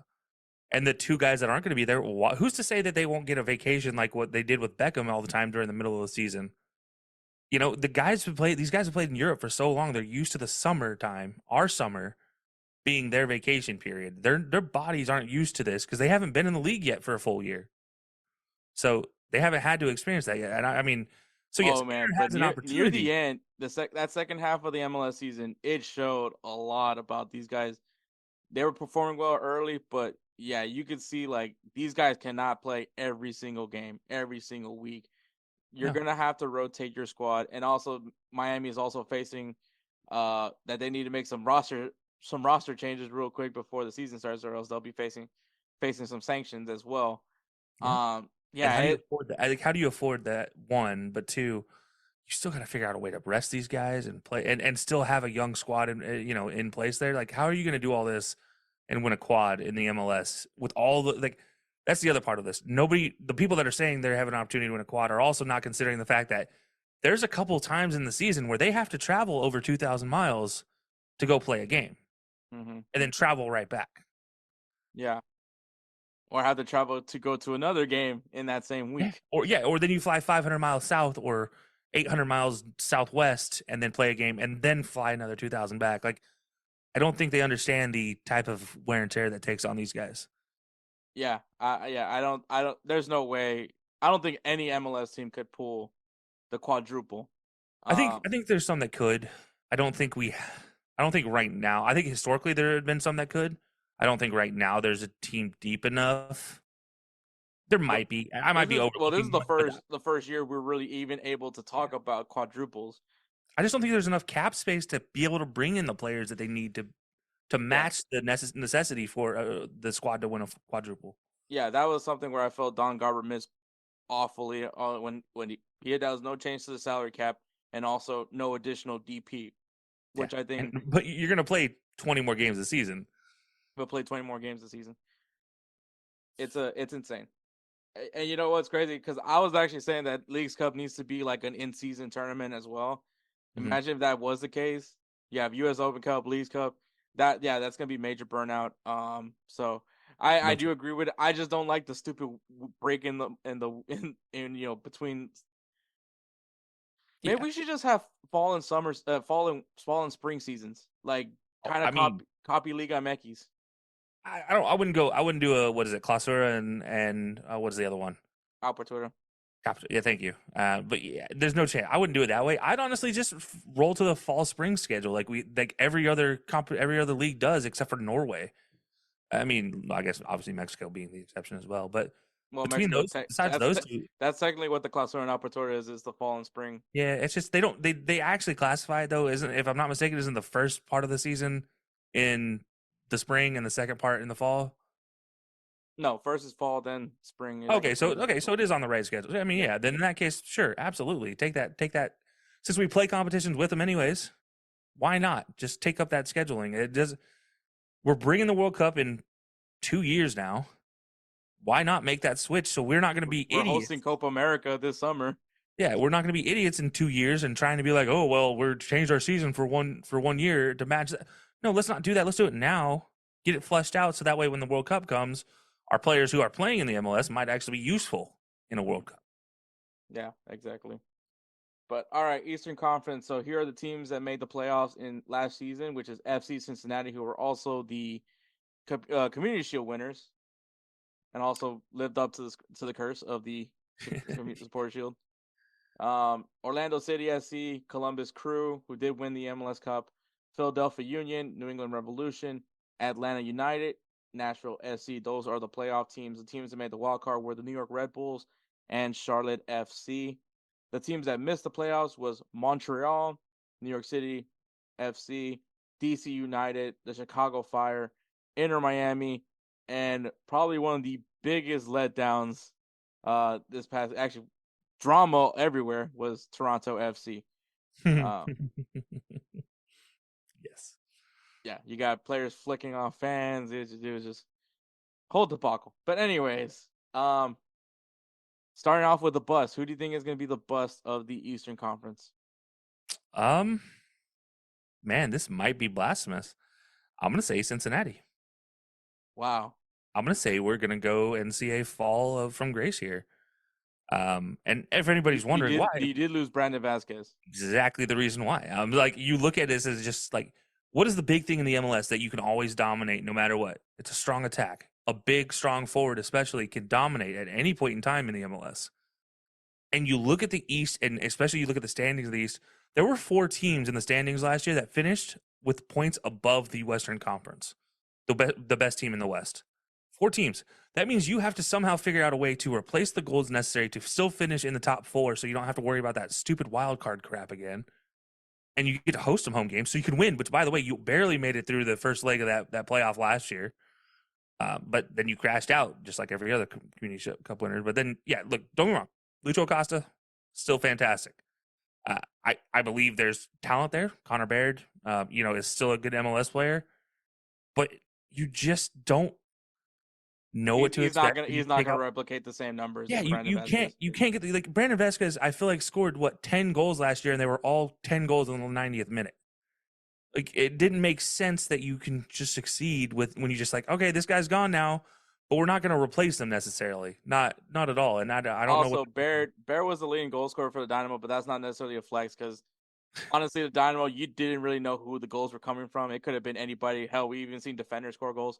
So Corey Baird was definitely not the best option up top. So Connor was his brother, right?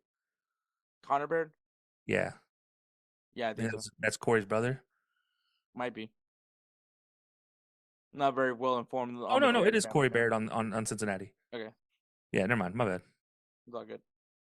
But yeah, FC Cincinnati, I don't think it's really that hot of a take now that you mentioned it because the Eastern Conference. You got to be good. Loaded. I mean, you really have to be good. Yeah, they're definitely the stronger. And I mean, I'm not gonna lie to y'all. Columbus Crew still looks pretty strong. So they didn't lose anybody. That's the big thing. I mean, they didn't. Let me phrase that. They didn't lose anybody crucial to their success last year. And you still have their manager. Yep. You still have Wilfred Nancy. So, no, yeah. So you know what, FC Cincinnati, that's a really good one for bust. I think the bust this year, and it's gonna be kind of mean because they were on the wild card, but I'm going with Charlotte FC. I don't even know how they made it to the wild card. To begin with, there's just nothing about that team that really excites me. And I think that they're just gonna have they're just gonna fall out this year. It would be the least surprising thing to see Charlotte again, and just kind of like St. Louis we just talked about. Obviously, with Charlotte, there seemed to be a little more structure there involved. But like all teams in that stadium, talking about you Carolina Panthers as well, it doesn't seem like that stadium breeds long-term success, if that makes sense. Like, it just seems that there's no forward movement from a team that had some success last year, trying to capitalize on it. But instead of making those moves that you need, it just felt like they were stagnant. Yeah, I definitely agree. All right, we talked bust. Now, who's the team that's going to have a little bit of a dip this year?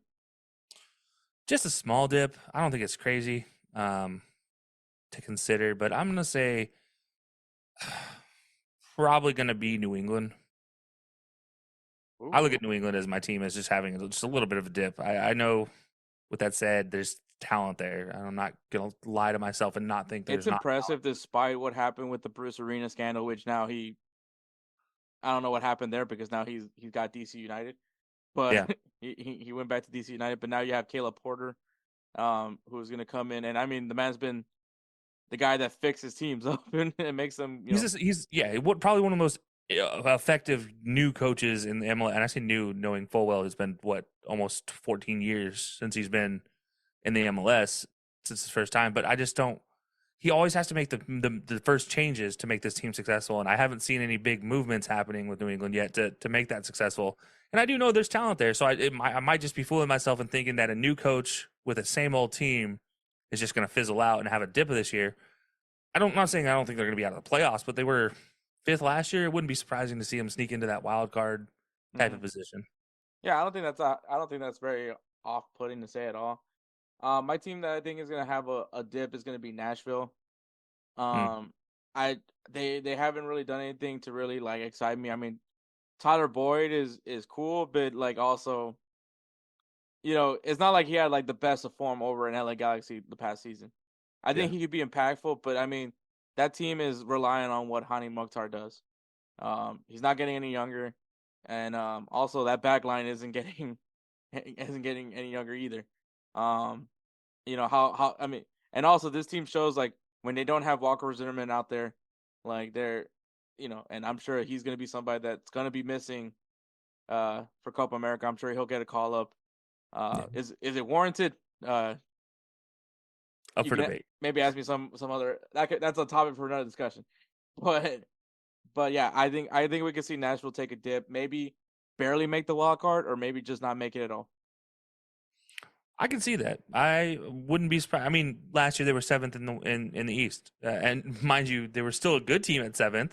I mean, if you slid them over to the West, I believe they would have been ranked about 4th, I think, in the West last year. But it's not a bad season by any means. But yeah, I mean, a dip from 7, you're going to be fighting for your place for a playoff there. It's again, I said it earlier. The Eastern Conference is good. Like, you have to be good to make the playoffs in the East. You can't just sneak into that bottom spot. I still stand by. I kind of wish they had their old format where they would bring in just the best 20 teams, or 18 teams, whatever it is. I think that needs to be what it goes back to going forward, because it's silly. A lot of Eastern Conference teams. Yeah. Like, it would be like 12 Eastern Conference and 6 Western Conference teams. But you know what? I'll take it. Like, yeah, but I can see, to the point of Nashville, I can see them slipping again. This kind of goes to the same whole thing. You lost some guys. You didn't do anything to impact that change positively, and it feels like the MLS, because we don't have the same transfer windows as the rest of the world, they don't really capitalize when there is opportunities. Mm-hmm. I mean, I feel like they just miss out on going and signing a player, or at least broaching a conversation of signing a player for when the window opens up, but they don't. They're just like, we can't afford them, so we don't bother. It's like, come on, guys. You gotta try. You gotta at least try. There's a lot of young talent out in the world. Why not bring in somebody? Yeah, definitely. All right. Most improved. Who are you feeling has improved enough in the Eastern Conference? And I mean, that's a... Ooh, golly. You know what? Why not? I'm going on a limb here. I think it's on a limb. No, who am I kidding? I don't think it's on a limb at all. I'm gonna say Inter Miami. I think most improved seems safe to say Inter Miami will be the squad. I'm gonna go ahead and just go. I'm also thinking Inter Miami as... Now, okay, if we don't pick Inter Miami, if there's an exception to Inter Miami, my choice changes to I'm going with Montreal. Okay, I think Montreal, while they had an effective year last year, they just missed out on the playoffs. I think they have all the talent to more than put themselves in the conversation for a top 6 team in the East if they stay healthy. No, I that's a good one. Part of me wanted to say the New York Red Bulls, but I don't think Forsberg is going to be enough for them. But this team was in second place, but I think what their new additions to the team just made them even stronger, and that's Orlando City, man. Like, you add Muriel, a proven guy that can do it, that's proven in Serie A, and now is coming to the MLS. I'm sure he's gonna get a call up with Colombia, so that might hinder them a little bit. But I mean, you have a lot of good young talent right now. Facundo Torres, dude, is gonna go to Europe pretty soon. But Duncan you need McGuire to capitalize on this Europe. team. Let's not forget Duncan McGuire, because that guy should be in Europe too. But we all know he is going to Europe. No, it fell through on the plane flight. The Blackburn Rovers deal? Yeah, if on his plane flight something happened with the deal and it fell through, and Blackburn could not hold up their end of the deal, so he was in mid-flight and had to fly back. Wow, that is insane. But I mean, they got to capitalize right now. They got to capitalize, and I think that they made the right signing for that capitalize. I think that they definitely did something where they can be a very strong team in the playoffs. Yeah, I wholeheartedly agree. Honestly, I couldn't pick him. I couldn't justify picking him as the most improved team, knowing with the Duncan McGuire thing. I was just like, you do that and you add in Muriel, there's no reason this team should not be successful. Because Duncan McGuire proved that he's a young talent for an MLS player, and a young talent for Americans in general. But there's no reason you shouldn't be able to add in Muriel, and you should not get better, like hand over fist better type of levels. That team is set for success. Also, dope jerseys this year too. Yeah, definitely one to consider. But all right, who is your favorite from the East? Man. This is where I always get torn about, right? I just don't want to ever pick the same team that you just talked about. But at the same time, I don't want to pick against them either.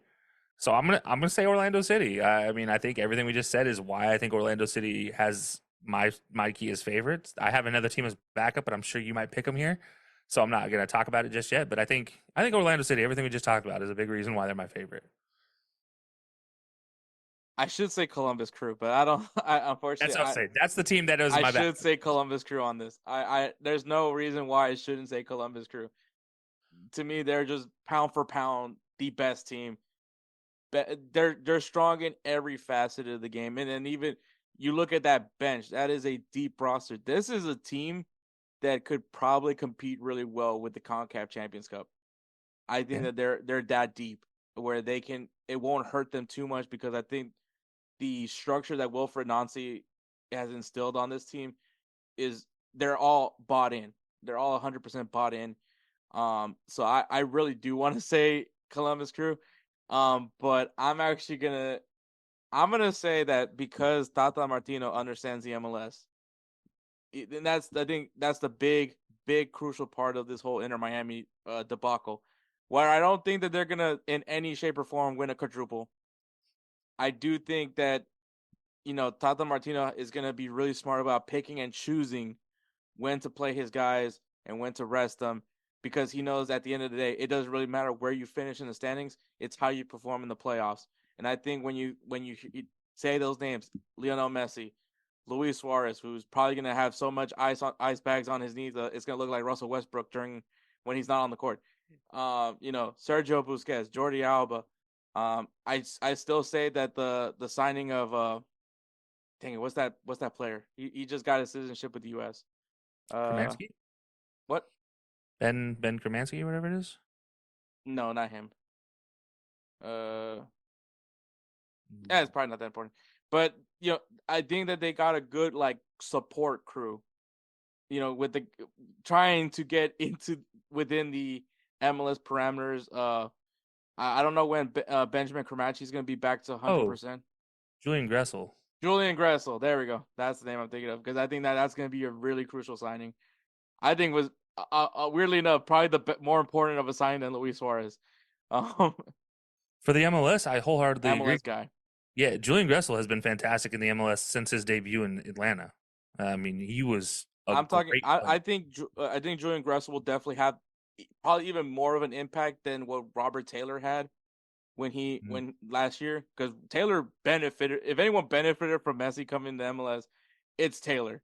The dude was a highlight reel at one point. So I think Julian Gressel can get that same kind of impact. I believe Facundo Fares is also dealing with an injury. That's a pretty important one as well. But I think hopefully once everybody's fully healthy with the support staff that they do have, with the guys that do meet to the parameters of the salary cap, I think Inter Miami can get into the playoffs. Once again, I don't think it necessarily matters where they are, but that with the players, with the experience that they have on that team, and with the right manager, which is Tata Martino, I think that they can definitely win the Eastern Conference. Yeah, I'm not going to disagree with you here. It feels the safe bet to say Inter Miami. It's also the boring pick, which I hate. That's why I was like, I know I should be picking the Columbus Crew.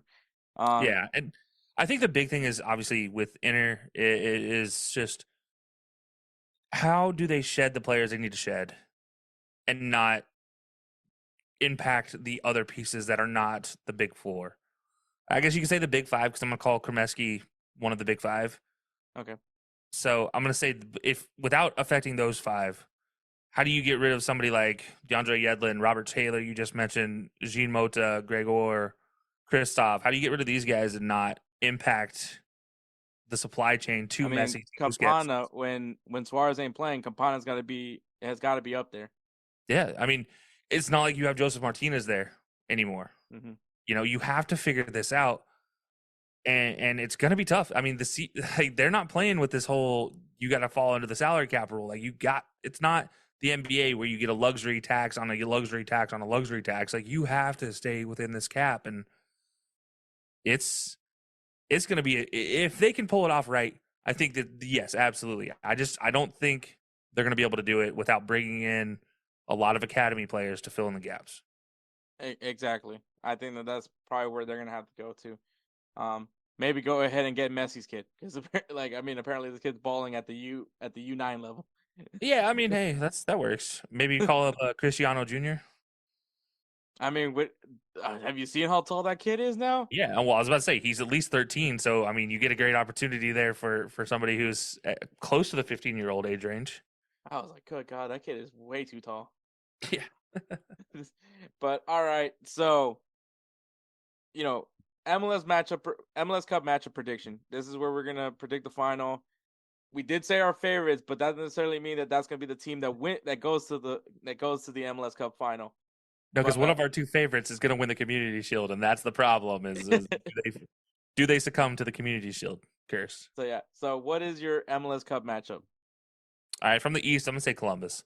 We've talked about them enough. I think we both agree that they're the best team there in the East. From the West, despite everything I've said here, I'm going to kick myself for this one. I'm going to say it's Seattle. Out of the West, I think Seattle is. The weird thing about them is they just find ways to win. Yeah, like despite everything, I think even if they have a dip in play, even if they are considered a quote unquote bust this year, we're still talking a team that can find their way into the playoffs. I mean, they're going to be a wild card team at the minimum. I feel like, well, just because you just fall from second, there's nothing else to consider. But I think if they can just get to the playoffs, kind of like you talked about Houston, that playoff record, when Seattle gets to the playoffs, nobody wants to go play in Seattle. Mm-hmm. That's not somewhere where you enjoy playing. And the new format sets up at least one game in Seattle if they're not the favorite there. You still have one of the 3 games in Seattle. Mm-hmm. So there's concerns there to me that if any team playing them has to go to Seattle to play, it's good luck to them. So yeah, I'm gonna say Seattle out of the West. So Seattle-Columbus matchup. Okay. That's honestly, that would be really interesting. So that would be, that I wasn't expecting that. No. From the Western Conference. Oh man, because I think Western Conference is a lot more open than the Eastern Conference is.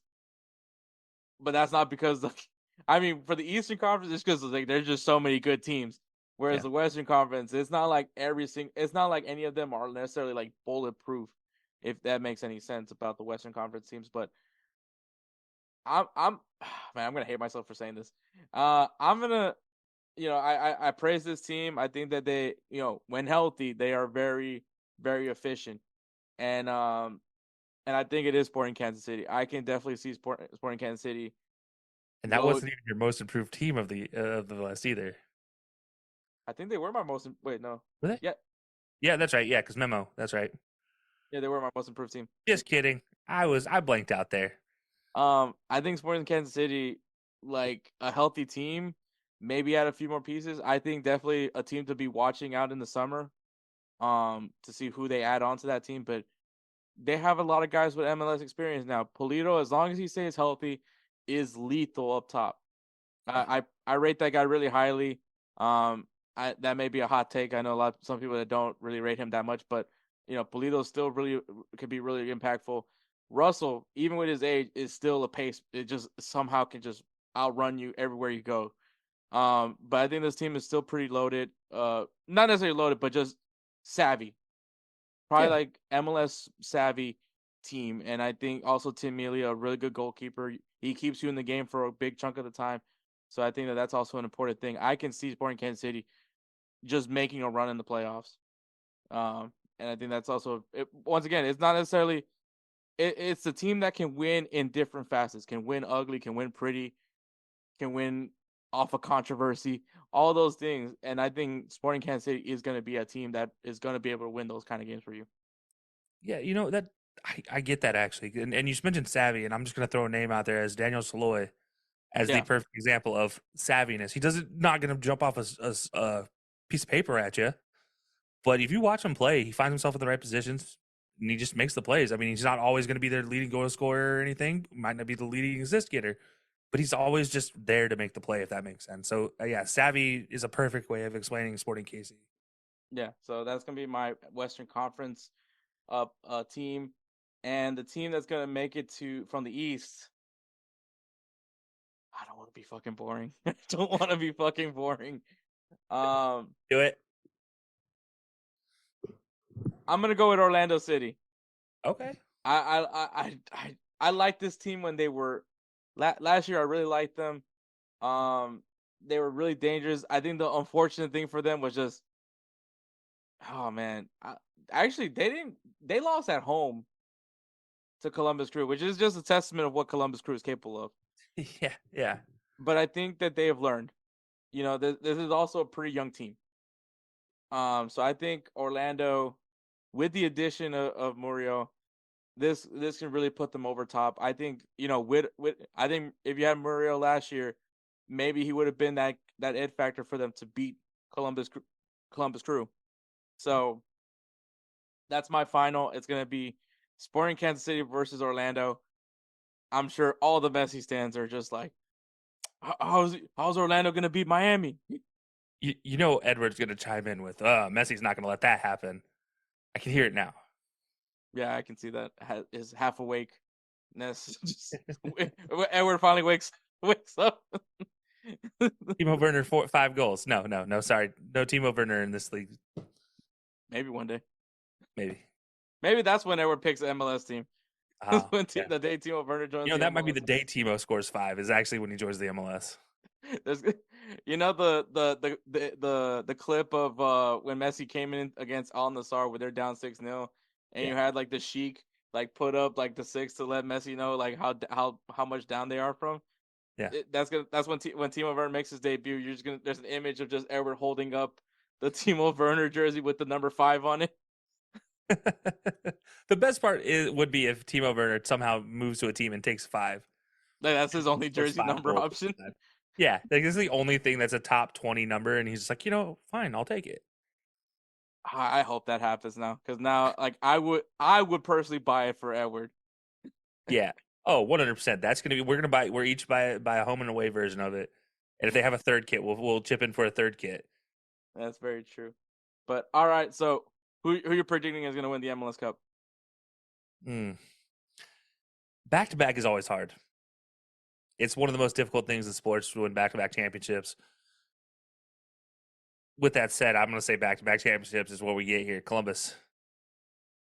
They have the team. I mean, if there's a team that can run it back right now, it feels like it's Columbus. They were so strong, just top to bottom strong. And I don't mean like physically. LAFC didn't even have a shot in the final. No, it was embarrassing. And I don't mean that in a bad way. Like, it was a good game. It was fun to watch, but you knew Columbus was on the front foot from the word go. And it, and that's just what they were. The entire playoffs, it felt like they were just better.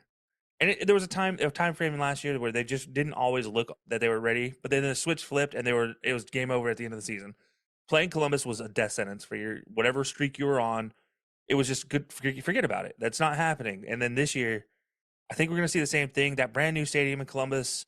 They just saw a championship last year. Why not banner? Run it back. Yeah, you're going to run it back day one. You're going to see a banner being hung there in season 2 of this new stadium, and now you get to see your team go run another championship back. And why not? It's a storybook ending for Darlington Nagbe's career. He was supposed to retire after the end of last year. Well, guess what, guys? He didn't retire. He's back again for round 2, and let's see if he does it this time. Yeah, I mean, also Columbus, amazing parade, by the way, when they won the MLS Cup. So, well, now they're going to have to figure out how to do it in construction for the back-to-back, because there's so much construction in Columbus right now. I bet. Man, Sporting Kansas City or Orlando. You know what? I could definitely see Orlando just being to win their first MLS Cup, which that would be a scene, especially if they're able to host the final. Yeah. One, you don't have to worry about the cold because you're in Orlando, so that's point Orlando. It'll be really cool if somehow Kaká's there as well. I mean, I think the atmosphere, Orlando, not to sound like weird or anything, but it's just like Orlando with the atmosphere that they have, because they do have a really good soccer culture. They deserve an MLS Cup at some point. And I think that they're building a good team right now. And, with the addition of Muriel, I honestly do see them as a really good contender to win the MLS Cup. So I think it'll be awesome for that city to have another championship. To get a championship over there, especially because they were, talk about the USL years. Yeah, they were the team, and what better way than the year that they decided to do a jersey in homage of that USL team. They even brought back the old Orlando City badge for it. Like, what better way to really honor the USL team that was, Orlando, to win their first MLS Cup? If there's a way to get Dom Dwyer in there, let's do it. Bring him in. Let that man just kick a penalty. Also, of all teams to go up against, B Sporting Kansas City. Yeah, the hilarity of that, actually. No, I think I like the idea of Orlando City pulling that one off. Obviously, I think that team is a good team. It's just it's funny, we both pick teams that don't have major players, if you will, in the Copa America this year. And I feel like I wonder if that's an advantage at some point. Yeah, I was gonna say, I feel like that should be telling for a lot of teams, a lot of people looking at this league this year. Is like, okay, well, this is the big Copa America. This is the big one every 4 years that they have. Like, obviously, Copa America is big every time they have it, but like this one being the multinational Copa is always bigger. And so this one is just like you're gonna see players on teams that are just gonna be ripped apart. I look at Inter Miami, and that's gonna be, obviously, we just talked about that. They're gonna be just decimated. You might even look at somebody like LAFC or even Seattle or Nashville or Atlanta. They're going to get decimated by players going and playing in these games. I think with Orlando, I don't know if Muriel is necessarily like still part of Colombia's team. I think maybe he might be a reserve guy, if anything. Reserve guy. Yeah, I don't know. Facundo Torres, I know for a fact, will be with Uruguay, but also maybe not necessarily a starter for Uruguay, but still. It might be something they don't bring him in because they have the ability to change the squad after the group stages. So it might be something they don't bring him in initially, but they bring him in after the groups. Mm-hmm. Or vice versa. Maybe Fares is a guy they bring in for the group stages, and then when it comes to, oh wait, we made it out of our group, they're into actual like head-to-head play, he gets shipped out type of thing. Yeah, exactly. So I can't wait for the MLS season, man. This is obviously it's a local league. I will be at the opening day for the Houston Dynamo. So Nice. I can't wait for that. Already got my purple jersey. I haven't gotten it yet, but it's coming in the mail. But I'm excited for this season. But all right, man. So Kelcey, of course, this is the MLS preview. So, tell people where they can find you. Yeah, you can always check me out Wednesday nights along with my co-host DJ Stewart. We are live at 8 p.m. Eastern time on YouTube, Facebook, Twitter, and Twitch. And then you can find our live show or our audio episode only the next day on any platform you use, and that'll be available at 6 a.m. for all you young or early morning folks driving to work.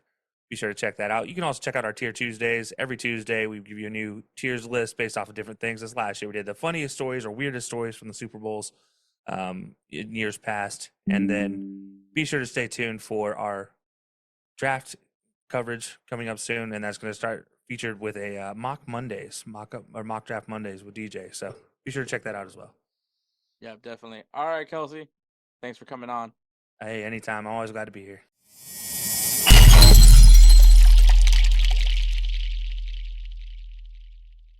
All right, guys, we're back. Thank you, Kelcey, for stepping in, being clutch as you always are. So Edward, I mean, now that we know the quad isn't even remotely possible because now there's not going to be a fourth competition, but do you think Inter Miami can somehow manage to win MLS Cup, Leagues Cup, and they're in the CONCACAF Champions Cup? So do you think that it's possible that for them to do that with the players at the age that they're at? Honestly, I don't think so, man. Like, I saw the video of playing it was Newell's, right? When they were playing over there in Argentina, it was Newell's. So it was Newell's Old Boys. It was here in the US, but yeah, they played Messi's Old Boys. They played yeah.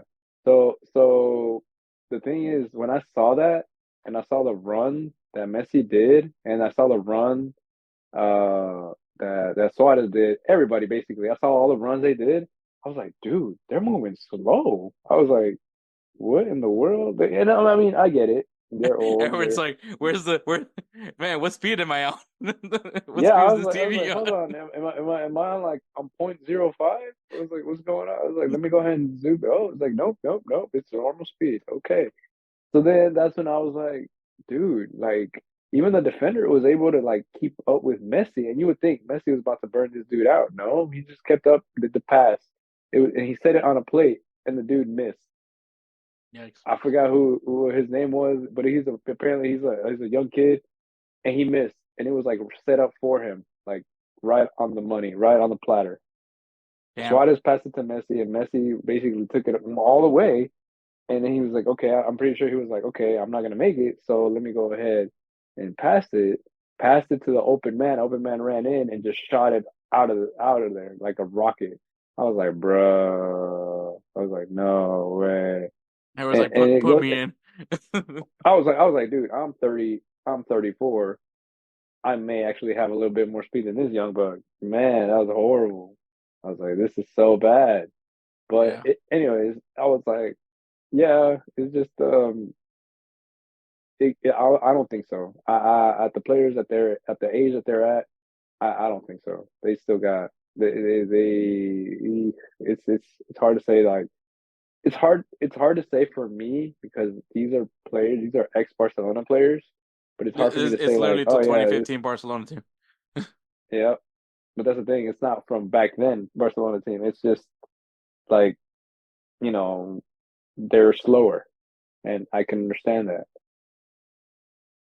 Oh, don't get me wrong. They're making buku money. It's not funny because now you have like Disney Plus that's bringing back X-Men 97, and it's like nostalgia for me and Edward, and now Edward is getting a chance to have like nostalgia with the 2015 Barcelona, but like obviously now with the new X-Men, they just to give you guys a hint, Rogue ain't Rogue from the X-Men 97.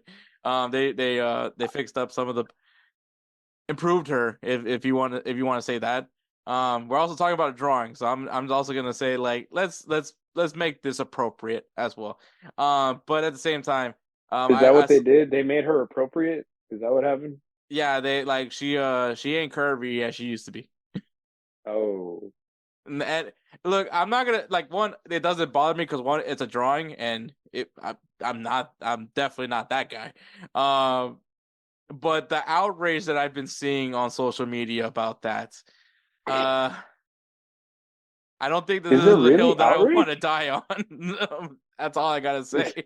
Is there really outrage over that? There's people that are actually outraged that like Rogue isn't as curvaceous as she was from the 97 cartoon series.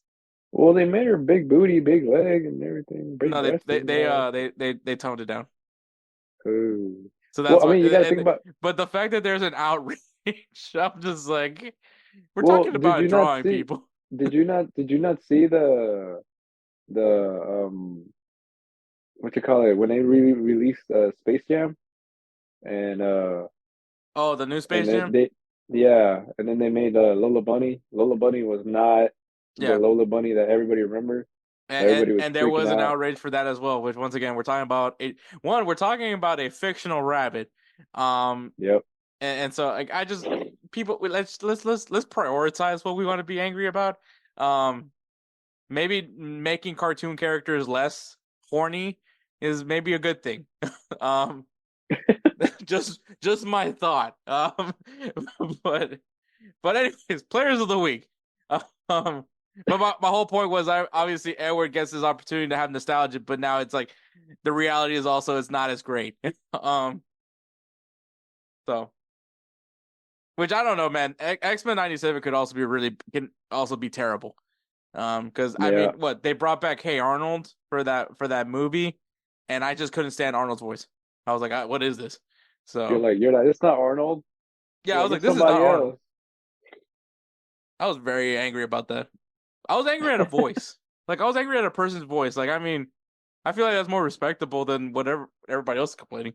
But let's just be honest. Things are just never the same as it was. That's the moral of the story here. But all right, guys, Players of the Week. Players of the Week is brought to you by SeatGeek. SeatGeek is an amazing ticketing site app. However you use it, it has a very simple scoring system. It is green. If it's green, that means it's an amazing deal. Go ahead and buy it. If it's red, that means look somewhere else. You can find a better deal. So it's very easy to follow. And for your first-time users, if you use the code BellyUp20 at SeatGeek.com or on the SeatGeek app, for your first purchase, we'll take off $20 off that purchase for you. So once again, first-time purchase, use the code BellyUp20, take $20 off your first purchase. Thank you again to SeatGeek for being the presenting partner for Players of the Week. So Kelcey's Player of the Week is Josh Sargent, who scored 2 goals in Norwich's 4-1 victory against Cardiff City. So, Josh Sargent being him this year with Norwich, I think they're actually in a good, promising position to get promoted this year to the Premier League. So we'll see how that adventure goes for Josh Sargent. But Edward, who's your Player of the Week? So my player of the week is actually, and I'm gonna go, of course, in La Liga. Barcelona's Robert Lewandowski, who scored 2 goals in Barcelona's 2-1 win against Celta Vigo. That's a good one. Very important win. Very important win. Yeah. So there's that. What about you? Who's your player of the week? So there's a certain Viking player that plays at Manchester, that came out big and performed very well, very professional performance, and that is Rasmus Højlund of Manchester United, who scored 2 goals in Manchester United's 2-1 victory against Luton Town. Yeah, dude, he's been showing up. Yeah, he's actually been. And you know what's funny? Well, actually, last week's Player of the Week for you was Haaland, but there was a guy on TikTok, and he was talking about Højlund, who's been in an amazing run since the year started, and he decided to talk shit about Haaland, and he was like, "What has Haaland done? Has he scored any goals?" And then he, obviously gets a Player of the Week. Yeah. So yeah. So Haaland took that personally. So there's that. So Højlund, I know he took a lot of flack when he came into Manchester United, but he's definitely starting to find some form, which is a good thing, especially if you spent money to bring this kid over to be your goal scorer. So, I mean, you would want that. But congratulations to Josh Sargent, Robert Lewandowski, and Rasmus Højlund for being our Players of the Week. Once again, guys, if you use that BellyUp20 code for your first purchase at SeatGeek.com, you'll save yourself $20 off your first purchase. All right, games to watch, guys. We have some Women's Gold Cup action coming this weekend as we see Argentina taking on USA and Colombia versus Brazil. If you guys remember the Women's World Cup, Colombia was dropping them bangers. So, and Brazil is still Brazil. So there's also that. So I can't wait for that one. I will be watching some Women's Gold Cup action this week. MLS is back. We got LAFC taking on the Seattle Sounders. LAFC, obviously, the team that was in the MLS Cup, the runner-ups. Columbus Crew, the MLS Cup champions from last year, taking on Atlanta United. And, of course, we have LA Galaxy taking on Inter Miami. Because why not mention Inter Miami? So, in Liga MX, we got Chivas versus Pumas. So, a little Chino Huerta revenge game, if you will. Maybe. So, we'll see that. And America versus Cruz Azul, the two teams that share the same stadium. So, I always forget that Cruz Azul plays in Azteca. Or do they? They do, right? Or did they finally get a stadium? I'm not exactly sure, man. I'm not 100%. I feel like they did play. They also played in Azteca, but I could be wrong. Don't quote me. In Liga 1, we got Mets versus Leon. Leon has actually been finding some form lately, so I'm sweating. Also Sevilla beat Atletico Madrid. So that is. I saw that and I was like, that is wow. So I'm now the. So I'm now the Michael Keegan. No, not the Michael Keegan. Jordan Peele. I'm the Jordan Peele meme sweating. So because you guys remember the jersey bid. Yeah, that's why I was like, somebody's gonna owe somebody a jersey. I don't like this. PSG versus Stade Rennes. In the Bundesliga, we got Bayern Munich versus RB Leipzig, and Borussia Dortmund versus TSG Hoffenheim. Also, you guys, just to remind y'all, Bayer Leverkusen is still undefeated. So, yeah, that is insane. Serie A, AC Milan versus Atalanta, and Lecce versus Inter Milan. There wasn't that many really good matchups this week, so might as well feature the team that's currently. I believe Inter Milan is still first place in Serie A. In La Liga, Yeah. we got Barcelona taking on Getafe, and Oh God. Real Madrid versus Sevilla. So, hoping weirdly enough, it feels like it's like Shawn Michaels when he had to like sweet chin music, Ric Flair. So Oh yeah. that's how I feel. That's how I'm feeling right now when it comes to Sergio Ramos. So I'm You're sorry. like, I'm sorry. I'm sorry. And then here comes this sweet chin music. I want to see if I could edit this. I'm gonna try to see if I can Oh do. God. In the English Premier League, we got Arsenal taking on Newcastle United, and we have the Carabao Cup this weekend. Chelsea versus Liverpool. How Chelsea is here, I have no idea. I guess they took the tournament seriously, because they are not taking their league seriously. So there's that. So if you're a Chelsea fan, this is your Super Bowl. So This is your Super Bowl. you better win this one. I'm just saying because I don't think you guys are getting any other silverware. So there's that for you. But also you're not. It's like the unstoppable versus an immovable object because you have the Jurgen Klopp farewell tour going on. So it's like, which one's more powerful? The fact that this is literally all that Chelsea has going on for them, or the fact Liverpool wants to win as many trophies as humanly possible for Jurgen Klopp. So Yep. who gets it? We'll find out. Yeah. It's gonna be a hell of a matchup. Yeah, so it'll be interesting. But yeah, so those are the matchups this weekend. I know there's a lot more action that's going on this weekend, but if you guys need a beginner's guide, well, here it is for you guys. So we're gonna go ahead and take a break, and then we'll wrap this show up with 3 up, 3 down. Hey guys, this is Hector from the InsertName FC podcast here to tell you guys about Canada Dips. It is a great tasting, superior alternative to traditional dip using CBD in a way that is radical, enjoyable, and effective. It comes in 5 core flavors: wintergreen, mint, citrus, mango, and American spice. Canada Dip CBD is the new evolution in dip, allowing guys to enjoy great, long-lasting taste without the downsides.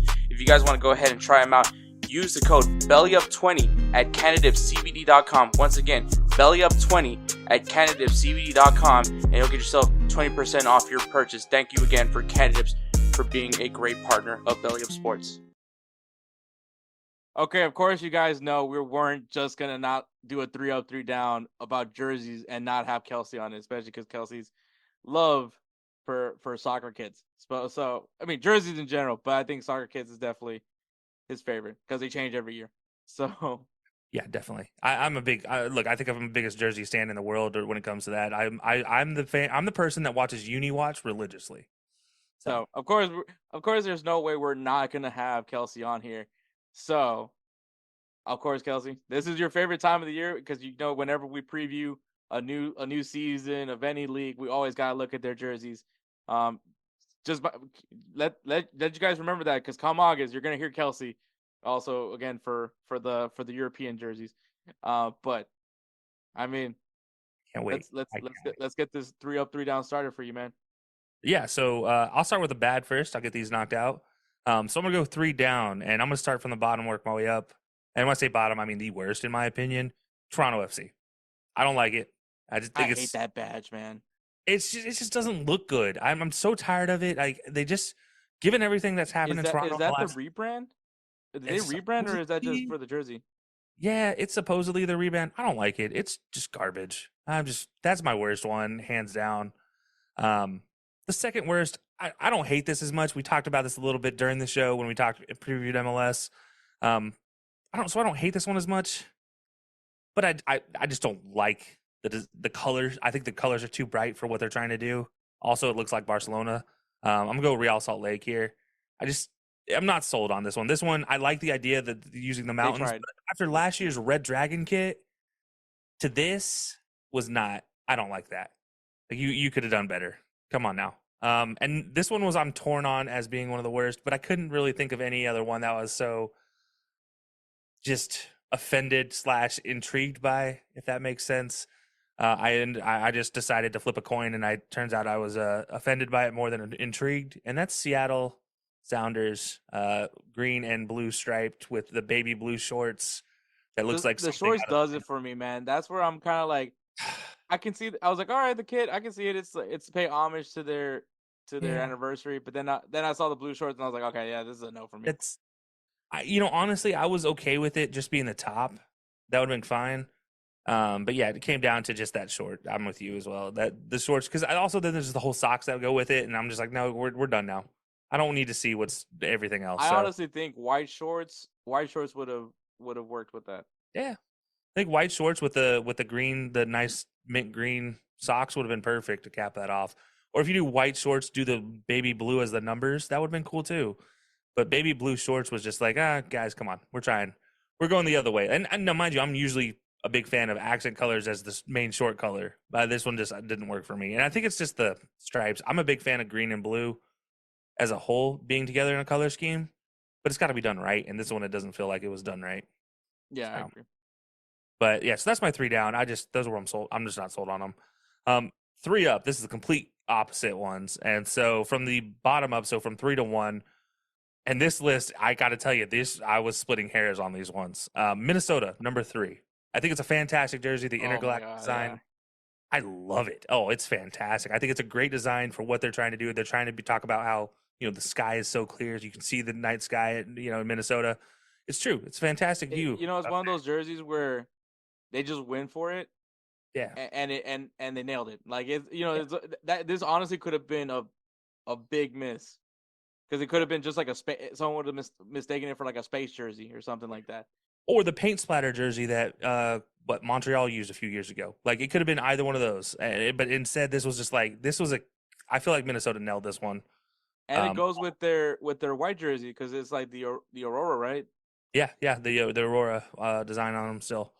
So no, I love it. The Loons definitely showing out with the jersey design. I feel like they've been waiting for this moment just to have their great jerseys. I've been disappointed for a lot of the previous ones.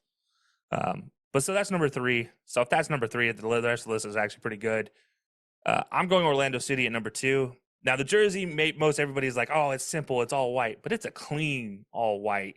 And the accent colors they're bringing back with the orange in there, with the gold and the purple, I think it all looks good together. And the badge, it was the badge that sold me. The new sick Lions badge, the Pride badge is, it was fantastic. And they say obviously there's the Orlando Pride women's team. I'm not saying that Pride badge, but like multiple Lions are known as a Pride. The original Orlando City badge. It's a great design all around. And when a lot of teams have an issue with their sponsorship being not working for the jersey, this wasn't the case with Orlando either. So I love the jersey top to bottom here. But number 1, I feel like these guys get a nominee every year in my top 3s, at least in recent years. I'm gonna go Portland. The evergreen, the evergreen with the cream with the evergreen trees on the outside. Man, I'm sold. You guys got me. Look, you're known as the Timbers. Why not put trees on there? I don't know how you top the Rose one. I really didn't know how you top the Rose one. I didn't either, man. I was like, I don't know what you guys are gonna do here. I even loved the previous cream jerseys, the cream kind of almost goldish color jerseys they had. I loved those too. This was like, when I saw these, I was like, no, that's not real. That's got to be a player, like a fan mock-up. It can't be real. Portland, no way they did this. And there's no way to really ruin this unless they go like a basic white short with this. If they go a cream short or anything, or green or any of that stuff for their shorts, which Portland normally does, they'll run a green short with this. I think it's a fantastic look. So yeah, I'm going Portland number 1 just because that jersey is something else, man. I honestly wouldn't be surprised when I actually get moved over into my actual studio area if you see that jersey behind me somewhere at some point in time. Yeah, man, I can't wait for that. But all right, Kelcey, thank you for obviously doing your 3 up, 3 down, and we'll go ahead and segue over to me and Edward right now.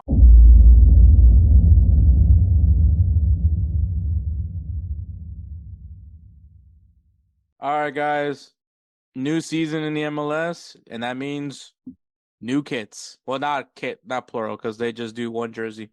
So basically, this new jersey it'll be featured this season and next season. Then their opposite jersey would then be getting a new look. So they use the same jersey for 2 seasons. They just alternate when they change it. But Mm. Just so you guys know, so you guys understand it. But all right, I'm gonna go first. Being that Edward told me to go first, so that's what we're doing. All right, so my 3 down for my number 3. I'm gonna go with Toronto FC. The jersey is just boring. It's a plain white jersey. Don't like the badge. So yeah, that's my number 3. Okay. That's all I gotta say about that one. My number 2 is going to be okay, well, that just pushed me way ahead. My number 2 is FC Cincinnati. Basically, you could say the same thing about the Toronto jersey because this is just a plain white jersey. Yeah. They call it the canvas kit. I guess because you can make it your own way, which that just means you're lazy. So, in other words, you're lazy. And my number 1 is going to be I'm gonna say it's gonna be just good. It's honestly the theme is just boring jerseys for me, and that is Nashville. Nashville, yes, it's different. It's not white, but it's also just like just a freaking navy bar on the chest. It's just dull. Like that's really and I will say Adidas did a really good job this season with a lot of these kits, and like it's baffling that these 3 were just so boring. So No, yeah, so those are my 3 down. Okay. All right. So my 3 down. Let me see.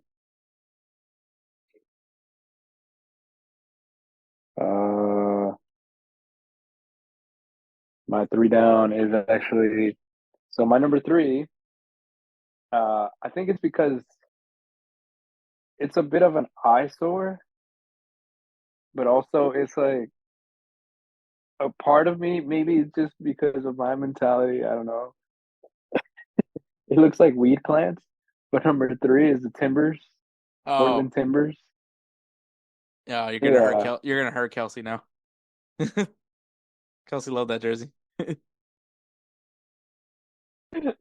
but it does look like a weed plant. Yeah, so I I mean, get you. that's why it threw me off. I was like, "What in the world?" Wait. Portland I was really like, "Let keeping me it look at weird. this." Yeah, I was like, "Bro, what in the world?" But it looks a bit like a weed plant, bro. Like it's like growing on the sides.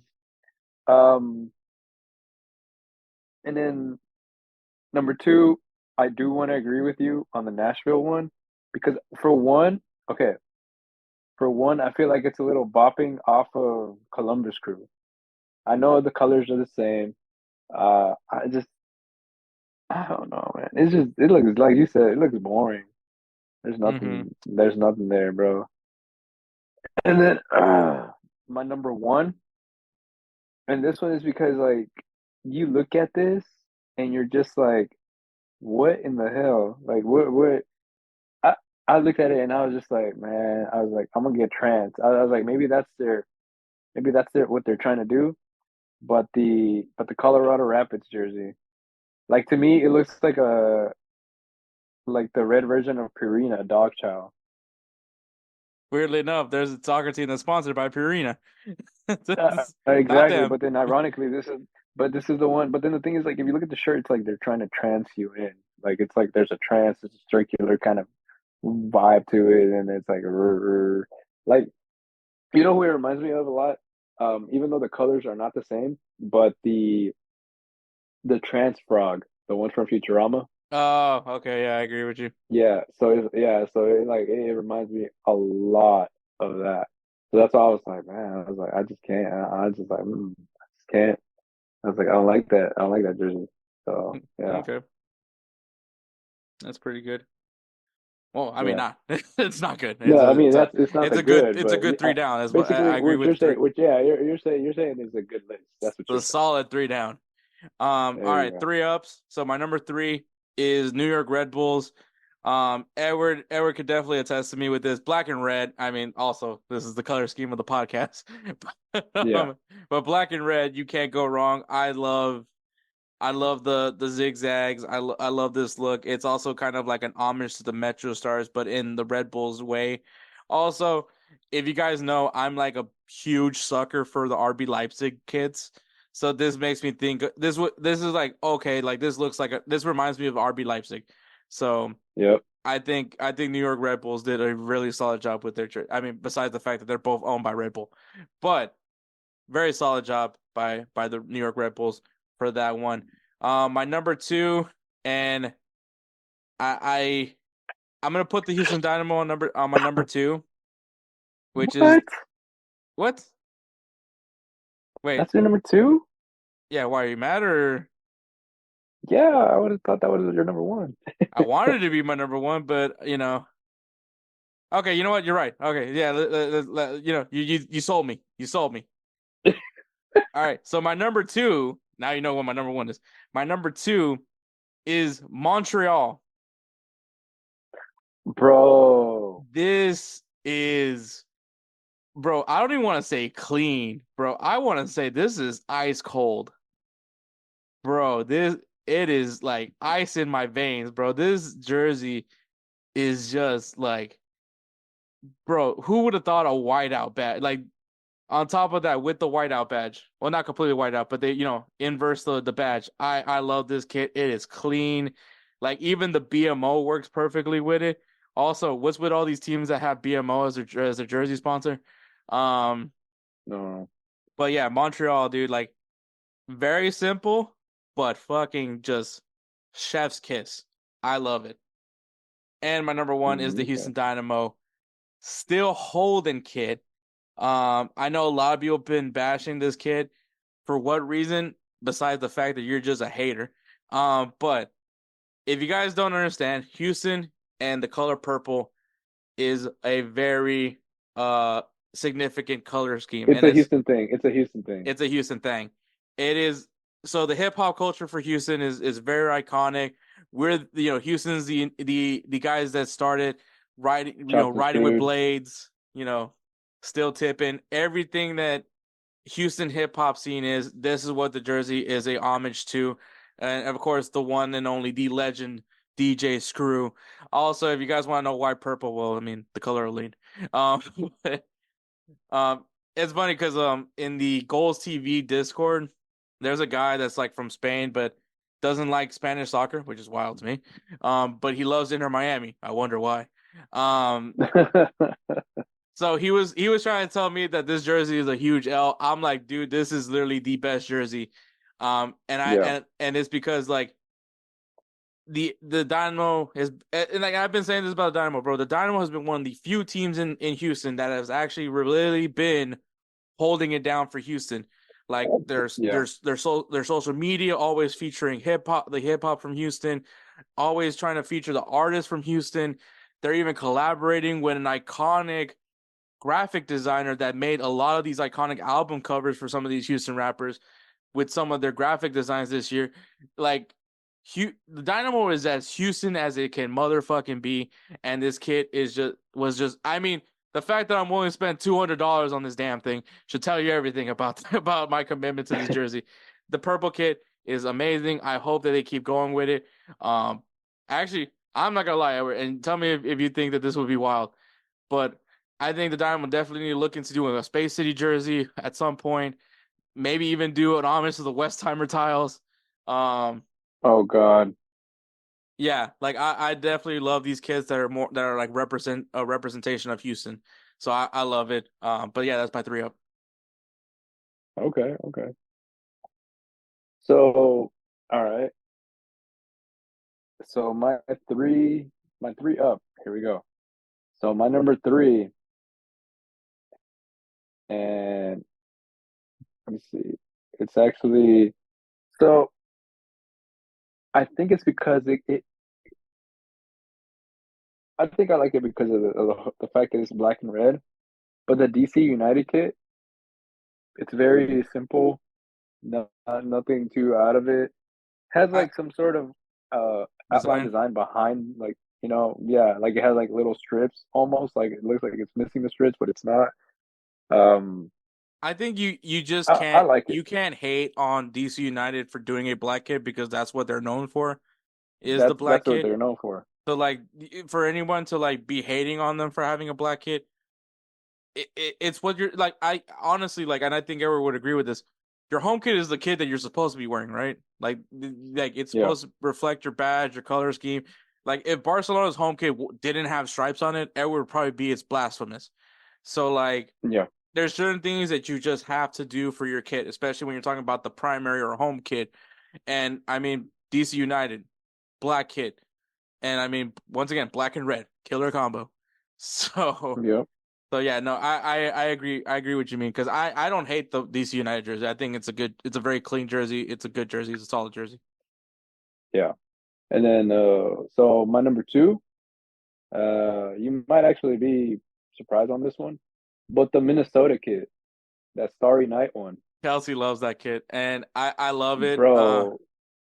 It's really like it's actually dope. It's pretty dope. Like the fact that you have literally the Starry Night on there. I think when me and Kelcey were talking about it, like there's going safe, and sometimes that can backfire on you. Look at FC Cincinnati and Toronto FC. You know, all those that did the white jerseys. Except for Orlando, I still give props to Orlando a little bit more than the other two, but there's going safe and then being hated on for going safe, or on the other case like DC United, they went safe and it still came out as a solid jersey, and then there's going wild and it could go two ways. Either you look like you have marijuana plants in your Portland, or you can look like you have the freaking what is it, the Twilight Zone. With the what's it called? With the Borealis, the Colorado the Colorado Rockies. Oh yeah, that weird pattern. I mean, it's simple. It's ironically it's black and red, but the thing is, it's like no, it's just not that good. So I love that Minnesota went for it. So like I think that's the cool part, and then plus it's just clean, and then it also like connects with Minnesota. Yep. So yeah, I agree with you 100% with that one. Yeah. And then my number 1, I'm in the same boat with you. The holding it down, like still holding it. You know, like that is, dude, the jersey itself is just clean, bro. Like I'm probably gonna end up getting one, but we'll see. I'll probably get one when it's on clearance or something. That's gonna be in 2 years, man. Yeah, I mean, shit. I'll wait. But yeah, no, this jersey is awesome. It's it's awesome whenever you're able to find a way to like have the jerseys connect with the city, and I think Houston the Dynamo have been doing such a good job with trying to connect with the city. I mean, the fact that they unveiled it over at Cactus, at the Cactus album, the CD store, iconic location, especially if you know the Houston rap scene. So yeah, it's awesome that like the direction that Dynamo has gone, especially in the marketing department. Just more and more, like it makes me be proud about being a fan of the Houston Dynamo, even though everyone says I should stop being a fan of this team. But damn, who tells you that? Just because about everything ended with me. But no, I love this team to death. Like everything still. I'm still H-Town as it gets, except for basketball. Don't ask me about basketball.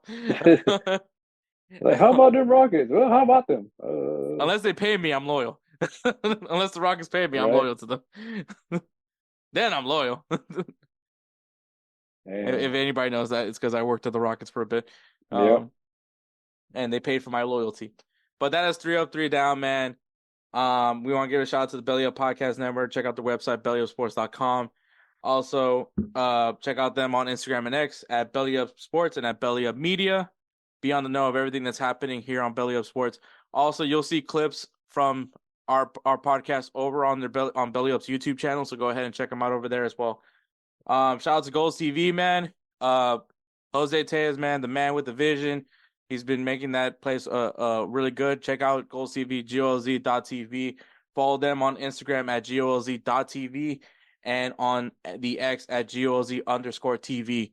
Lots of content being dropped constantly, man. You'll see me there from time to time, either with Gangsta Roundtable or with Wake Up MLS. But you'll see Jose come on as well on the podcast as well whenever he can. So make sure you guys check him out. Obviously, Roosevelt Spencer, man, the guy that has made our intros, our outros, edits our singing bets. He can we say he's bilingual? Kind of, maybe. Maybe. A little bit. He's like partially bilingual. Like very partially. Partially, yeah. Minimally bilingual. Minimally bilingual. But you can follow him on Instagram at That Guy Dope. If you guys need beat work done, hit him up on Instagram, That Guy Dope. Once again, That Guy Dope. He will take great care of you like he always does. He helped out Kelcey with his show, so like I said, he's great and he's the best. But he's the best around. I'm like so past South Park. Like I'm now at episodes of South Park where I'm like I don't remember this. Oh man, I'm at the I was watching the Tiger Woods episode actually recently, like just now before we started recording. Yeah, I was like, man, I forgot about this one. Like this now, I'm going into like unknown territory where I'm like, I forgot that these episodes existed. Oh no, I passed that one. It was the Sarah Jessica Parker. Oh God. Yeah. Oh God. So I get why she's mad. Yeah. But yeah, man. Episode 163, man. Edward once again. We'll be taking a sabbatical. Rest. Charge those batteries, bro. Take as much rest as you need.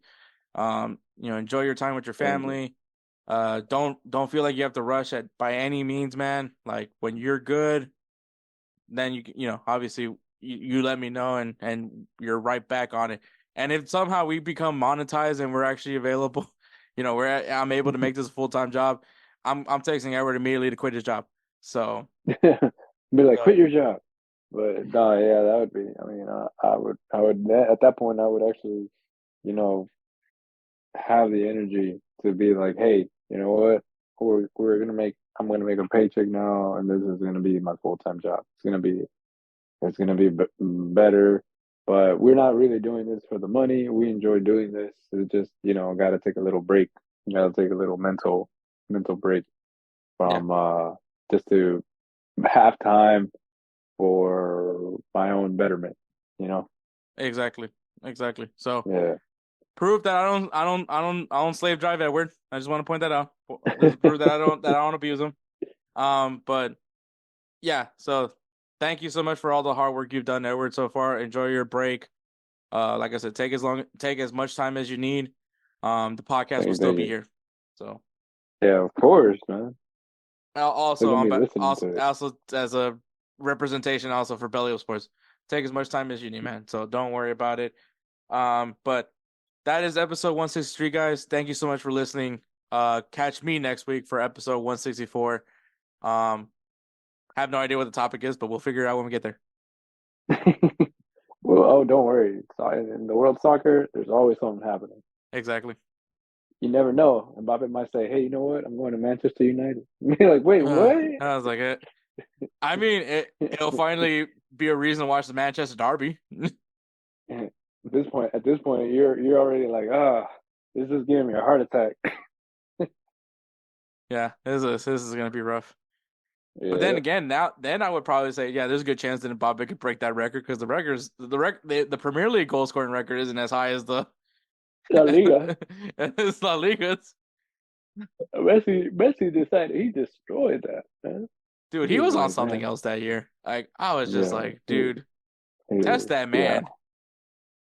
Yeah. That's that dude. They were too busy testing freaking Charlie Sheen for Tiger Blood. They should have been checking Messi.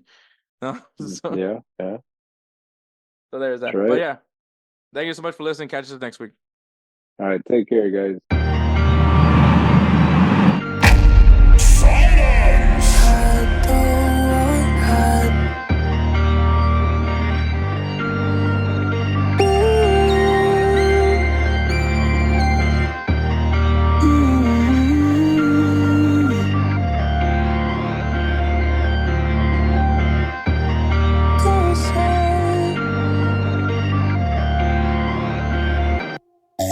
that guy.